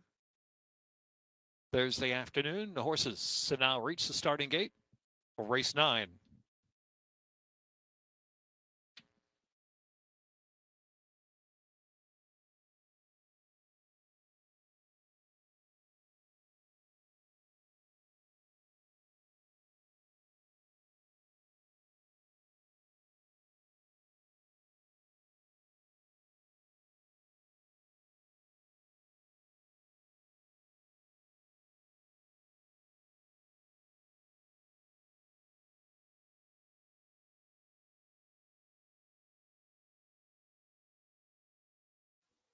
Y hay otro que puede tener un chance que And loading meterse into the ninth bien race. a un grande más precio.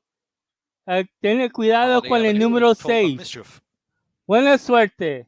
So yo me voy a hacerme con el 4, 9, Jason 6. Takes Long.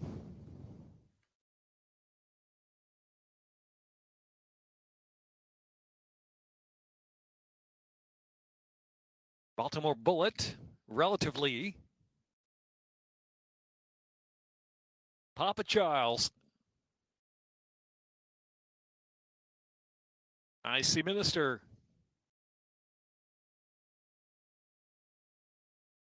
Eden's Glory.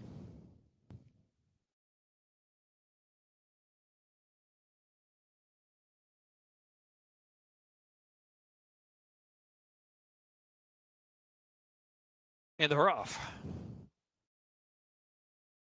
Beginning for Jason Takes Long. On the inside, Full of Mischief, going to speed forward, and Eden's Glory's got some early speed from the far outside. As they move out of the main portion of the track, Jason Takes Long a narrow lead. Eden's Glory on the extreme outside, and Papa Charles with early speed two in between horses. But now we'll settle back into fourth as Full of Mischief is prompting on the inside. Also to Holiday Avenue is moving up early on. The far outside is Relatively, who's in the clear, and just three from the front of the green cap and sleeves, and it's another two to Baltimore Bullet and Icy Minister trailing the field. Icy Minister got to make up about 16 lengths heading into the far turn. Contested pace, Jason Takes Long, and Eden's Glory there on the outside to prompt with Full of Mischief down to the rail. Between horses, Holiday Avenue is next, and Papa Charles, the far outside, Relatively, is about 4 or 5 deep as they round that far turn. And just in behind that group is Baltimore Bullet. They reach the 3/8 pole. The second wire finish now. And they make the turn in, and Jason Takes Long has a narrow lead. Jason Takes Long with Eden's Glory battling along under a ride Relatively on the extreme outside. Baltimore Bullet. Baltimore Bullet, center of the track, has moved along fourth and now third. Charging the inside is Holiday Avenue. Wide open affair. About a furlong and a half left to go. Relatively in a skirmish with Jason Takes Long, who's Ultra Game on the inside, and Papa Charles is on the chase there from third with a furlong left to go. Relatively in front from Jason Takes Long, and Papa Charles third. Relatively clear at the end to win almost 3 lengths from Jason Takes Long and Papa Charles.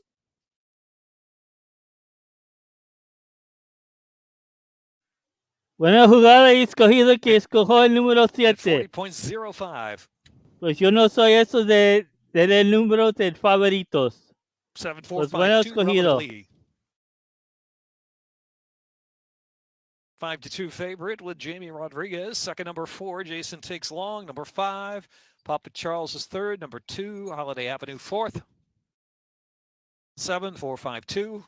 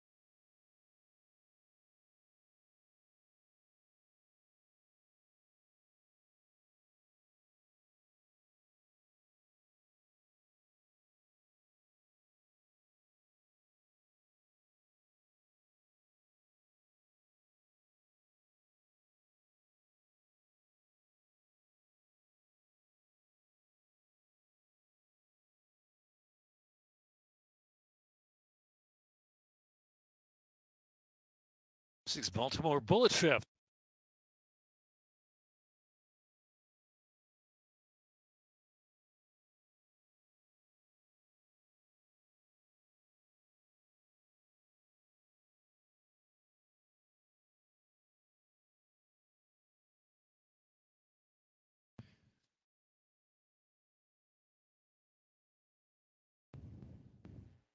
Unofficial winner relatively.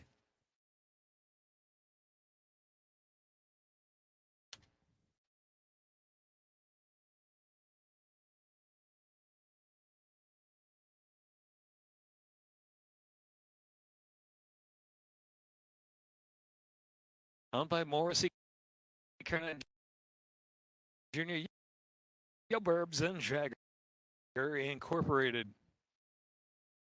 Trained by Jamie Ness, Jamie Rodriguez aboard. The 2-year-old bay colt, Relatively, by Lee. Out of St. Lee's Sister by St. Liam. Bred in Kentucky by Stone Farm. Running time 1 minute 40.05.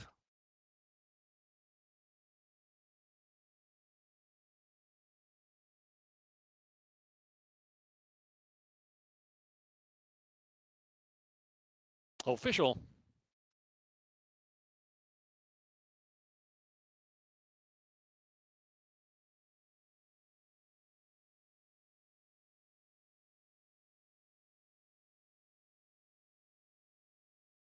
Claim number 3, Full of Mischief, $25,000 to Legamo Racing Stable LLC and Rodolfo Sanchez Salomon Trainer. Claim Full of Mischief.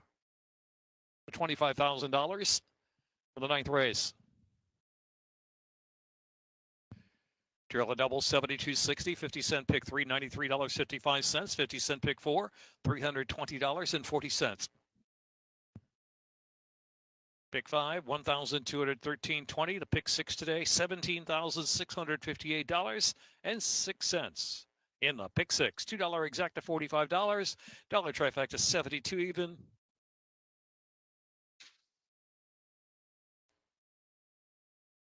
Dollar superfecta, 278.80, and the high 5, 74526, 975.50. Drill a double, 6 and 7, 72.60, 50-cent pick 3, $93.55. And pick 4, $320.40. And pick 5, $1,213.20, and the pick 6, hit $17,658.06.